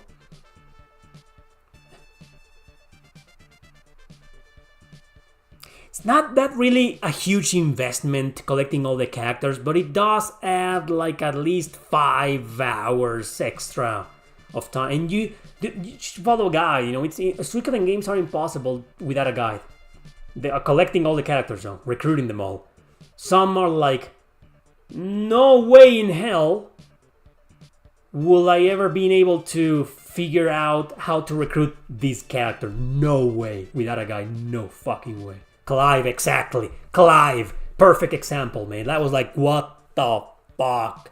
Right? So, just follow a guide, and it's so fun. I love doing that. Whenever I play any Suikoden game, I did the same with the Yuden Chronicle. I was looking up a guide all the time. Like, how do I recruit this guy? Oh, like this. And I go there and I do it, and it's fun, But yeah, in some Suikoden games, like a Yuden Chronicle is a big fucking investment. You can beat the game in like 28 hours. But if you want them all, if you want to get all the characters, dude, that's like an extra 10 hours at least. 10 hours. You don't think AI will overtake developers. AI is just a tool like Stack Overflow is. We'll see what happens in the future. Which Suikoden is the hardest to recruit 100%? A Yuden Chronicle. By far. Now, I wouldn't say hardest. More like the most frustrating, because you gotta go through a crap ton of minigames to recruit 2 fucking characters. A crap ton of minigames, man. And it's so annoying. But hardest will probably be... I don't remember. Probably 4 because of the encounters. Sometime for this character you gotta go to this island and you gotta traverse there on your boat and random encounters, and you know what I mean, so it's a pain in the ass. You guys ready for the versus episode? I have it right here. It's a good one. It'll make sense to you. It's a PS1 game versus a PS2 game, Dreamcast game, but it makes... Maybe it doesn't make sense at all, I don't give a shit. The point is that I can't decide which one of these 2 I like more. And I'm pretty sure most of you are gonna have a hard time. Okay? So let's begin with the versus episode. Today we got Grandia 2. Any version. This is everywhere. PS2, Dreamcast, PC, Switch, PS4, PS5, freaking everywhere. Is it on Xbox though? I don't know. With Against the Mighty Breath of Fire 4. This is on PS1 and PS3 and PSP/PS Vita, and that's it. Capcom hasn't bothered doing anything with Breath of Fire. Freaking Capcom, but yeah. What do these 2 games have in common? Not much really, I just thought it was a really good idea. Because they're both great turn-based RPGs, among the best in their series, and I don't know, I thought about it and I was like, yeah, sounds like fun, Grandia 2.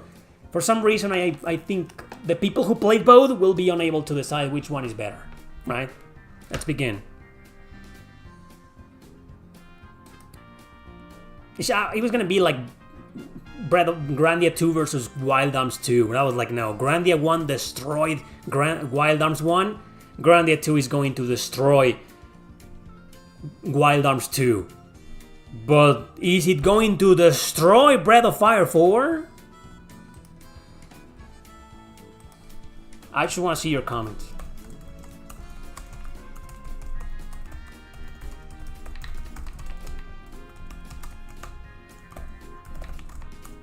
Any version. Grandia 2 is excellent. What are you talking about?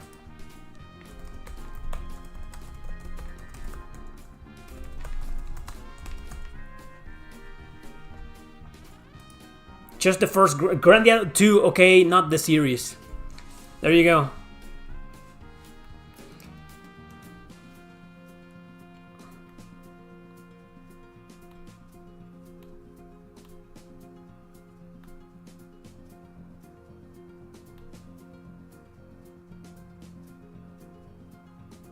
This is Breath of Fire 4, not 3. It's 4. And in case you're wondering, yes, this is the PAL French version. It's actually in French in the background. It was a gift from a fan a long time ago. I don't own the North American release. I own it at some point, though. It's kind of broken, We got a decent manual. Disc is kind of scratched, though, but I don't know.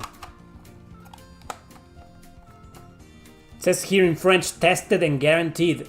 So it probably works. See what I mean? Look at the ball, people. I told you. Nailed it. Look, 50-50.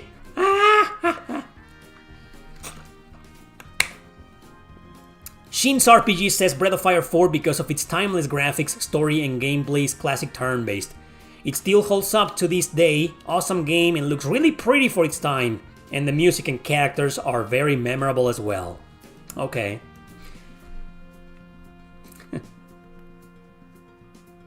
Let's see what people vote and say. You were about to start Grandia 1 and 2, but maybe people will persuade me to play Breath of Fire instead. Okay. Breath of Fire 4 because of personal reasons.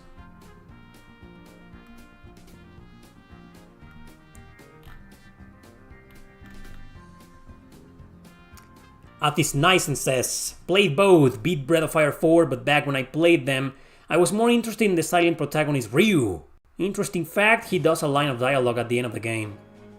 He does? I didn't know that. No, Switch does not have Breath of Fire 4, only 1 and 2. And it's Switch Online on the emulator. There are no official releases. You should play both. Alastor Shadow. Great games, both of them. Really good.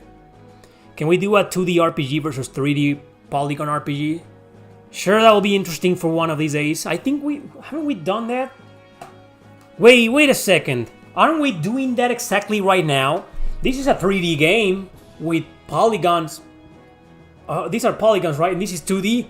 We're doing that right now, dude.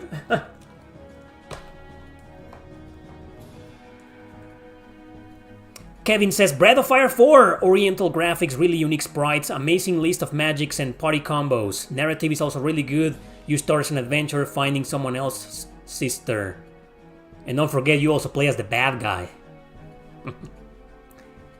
Twilight Dragon says, both are great games, but I'm going with Breath of Fire 4. The character's background and design were amazing. The music was excellent. The combat was fun. Okay.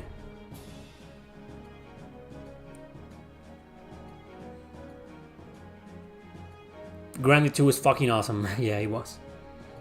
Tempted to play it again now that I have the PS5 version, digital remaster. I kind of want to beat it again, because the only version of Grandia 2 that I beaten in my whole life is this one, the PS2 shitty version. You're going with Grandia 2 and explain your argument, Donsk. Mystery Kid says my vote is Grandia 2. Breath of Fire 4 is not even my favorite Breath of Fire game. Grandia 2 has great, more mature characters compared to Grandia 1. The battle system is still highly regarded, very engaging, and never boring. I kind of agree with that.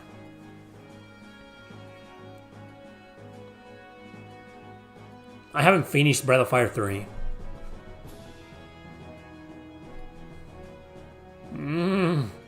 It's just the pixel art is phenomenal, right? Shin's RPGs.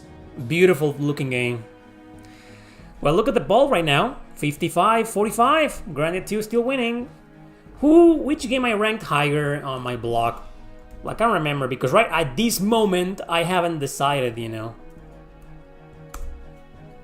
I don't know which one I ranked the highest. I think it was Grandia 2, but I'm not sure if I'm gonna pick Grandia 2. I gave Grandia 2. Oh my god, where is it? I almost have 500. Link to my blog in the description. There's 490 RPGs ranked. Almost there to 500. Grandia 2, I gave it an 8.6. Breath of Fire 4, I gave it an 8.4. Okay, so in terms of numbers, I like Grandia 2 more. But I don't know. That means nothing.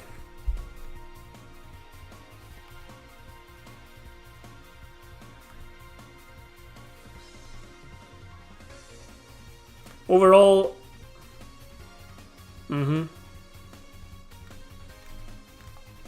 Any more arguments? LJ says overall Breath of Fire 4 had nicer art, better music, and you loved the story and controlling that bad guy, Fo Lu. Yeah. Numbers don't lie.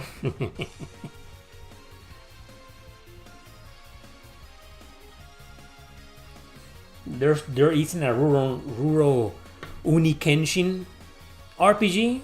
There are some games, there are fighting games and hack and slash games.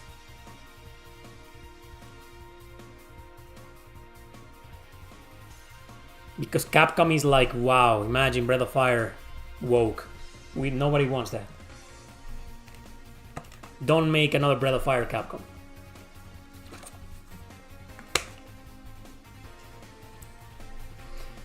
Any more arguments?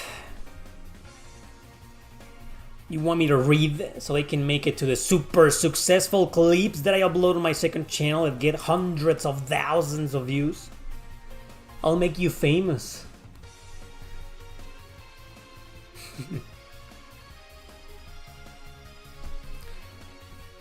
Still waiting. I will still play a Breath of Fire game starring Nina. I know it's some feminist bullshit, but I will still play it because I like Nina.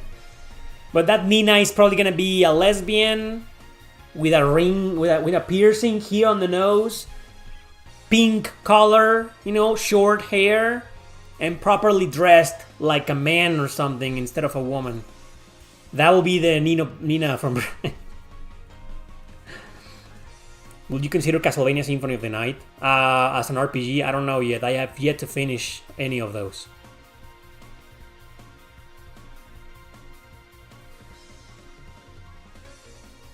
Doomsk says, I liked all things a bit better in Grandia 2. Music, character, story. I have few words for both games, but both games are a must play. Couldn't agree more with that last statement.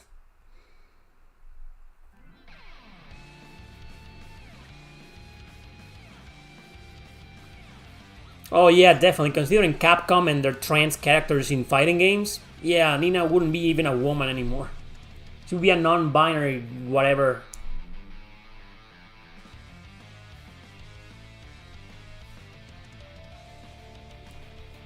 Oh yeah, Breath of Fire 4 was released on Steam. You're right about that. I mean on PC, not on Steam. You got a PC release, there you go.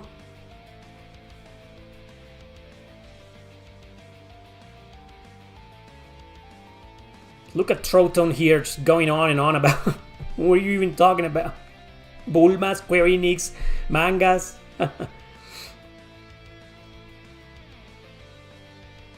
Yeah, fuck fighting games companies. Come on, people, we have 49 votes. That's all you got for me? That's all you got for me? Sorry, Sheen. I got it backwards.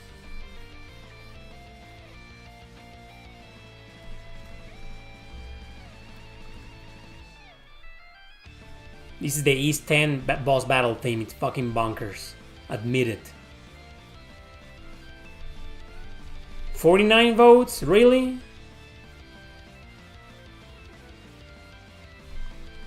I did a video called 10 Things You Didn't Know About Breath of Fire 4.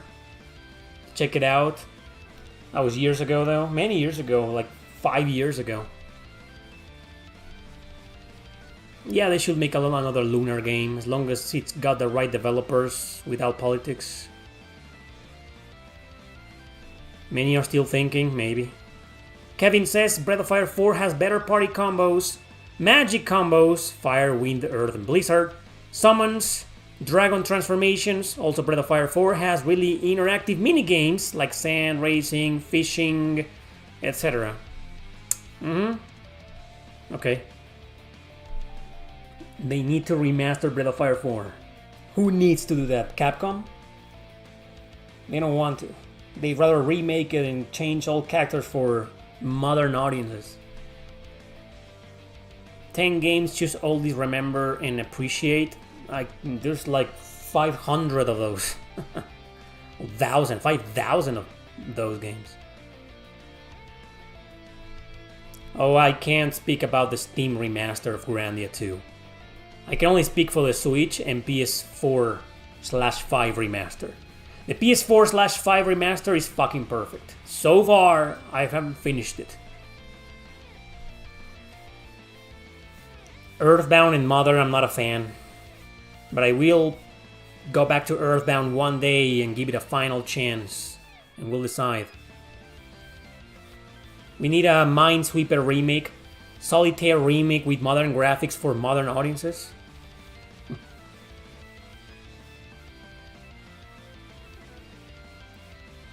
$53 votes. Let's make it 55, people. And I'll end the poll.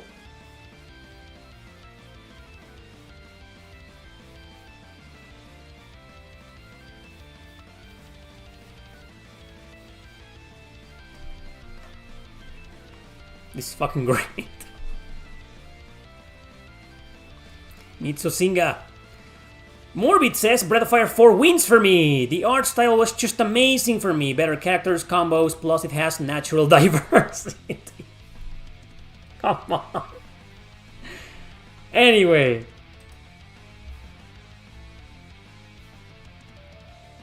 The poll is over, everybody. Breath of Fire 4 lost with 47%. Grandia 3 won. Grandia 2, sorry, won with 53%. It's rigged? Come on, it wasn't rigged. How can I rig it? Only 55 people voted though. How the hell was it rigged? Well, I didn't know what was gonna happen. That was the whole point of this versus episode. Because I didn't know, I had zero clue what you guys were gonna vote for. I didn't know Grandia was gonna win, but I didn't know Breath of Fire 4 was gonna lose. Like, I don't know. Maybe Grandia 2 won a little bit because of the releases on modern systems, whereas Breath of Fire 3 is still stuck on retro consoles, no modern release whatsoever yet. Maybe that's the reason, but I don't know. So it's my turn, isn't it? Boof.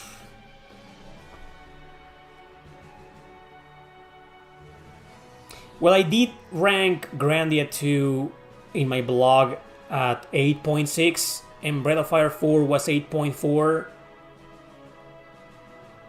I'm gonna go with the consensus for this one. I'm gonna pick Grandia 2 as my winner. But yeah, it's also one of those many versus episodes I've done where one game wins by a hair. Let me explain why. I think in terms of story, both games are phenomenal. It's gonna be so hard for me to choose. I should side with Grandia 2 story and characters because of the unusual protagonist and all that jazz. But Breath of Fire 4 lets you play as the main antagonist, and very rarely do JRPGs let you do that. If they do, you play like one mission and that alone. And in Breath of Fire 4, every chapter it switches to the Faux Lu guy, and that was fucking interesting, you know, as hell. I think in terms of story, Breath of Fire 4 has the best story across the entire series.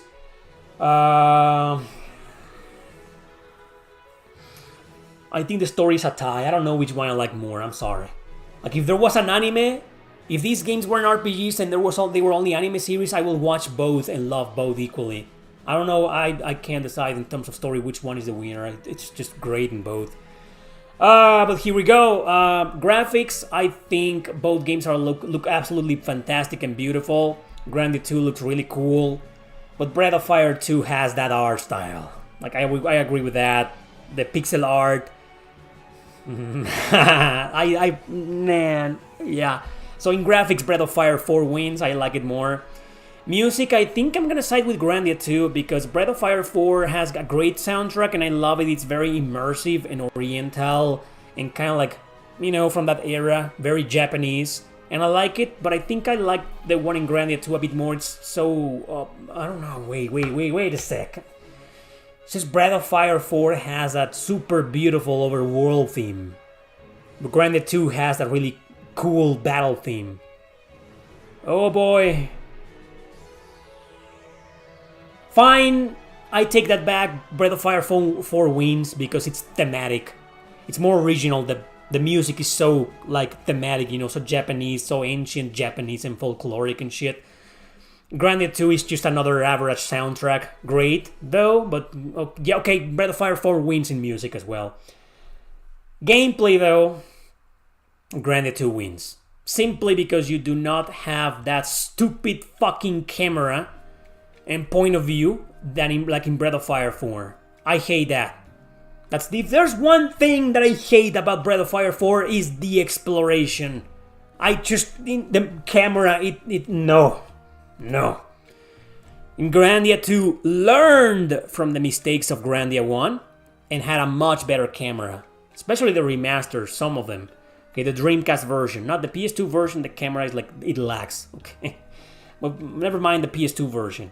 Grandia 2 has much better gameplay, exploration, the town-to-town interactions, and the dinners, that when you eat with your party members, you know, those little dialogue scenes, you got that. Well, you kind of have the same in Breath of Fire 4, isn't it?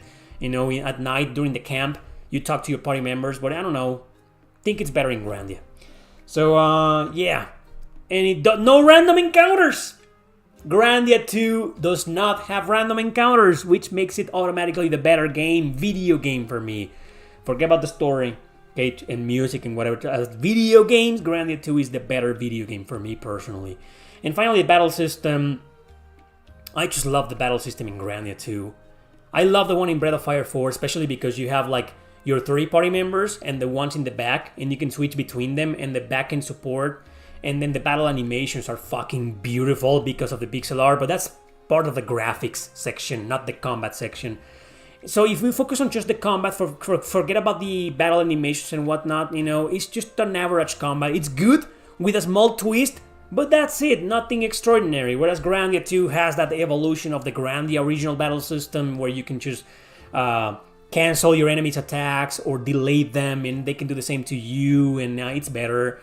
I think Grandia 3 has a much better battle system than Grandia 2, but I think I prefer the battle system in Grandia 2. So, yeah, Breath of Fire 4 only seems to have one in music and graphics, whereas in gameplay and battle mechanics, which are more important, you know, as a video game, when you are playing them, you know, are better. So, yeah, Grandia 2 is the winner for me, but I just want to say that I love both games. Almost just the same. Grandia 2 only won by a hair. And I don't think I can ever decide which one has the better plot, story, or characters. Damn, it's so hard. How about I break it down like this? Story is... no, never mind, I can't. Equally amazing stories. But Grandia 2 wins for me. Thanks for watching. Don't forget to subscribe and blah, blah, blah. You know the drill. See you next time.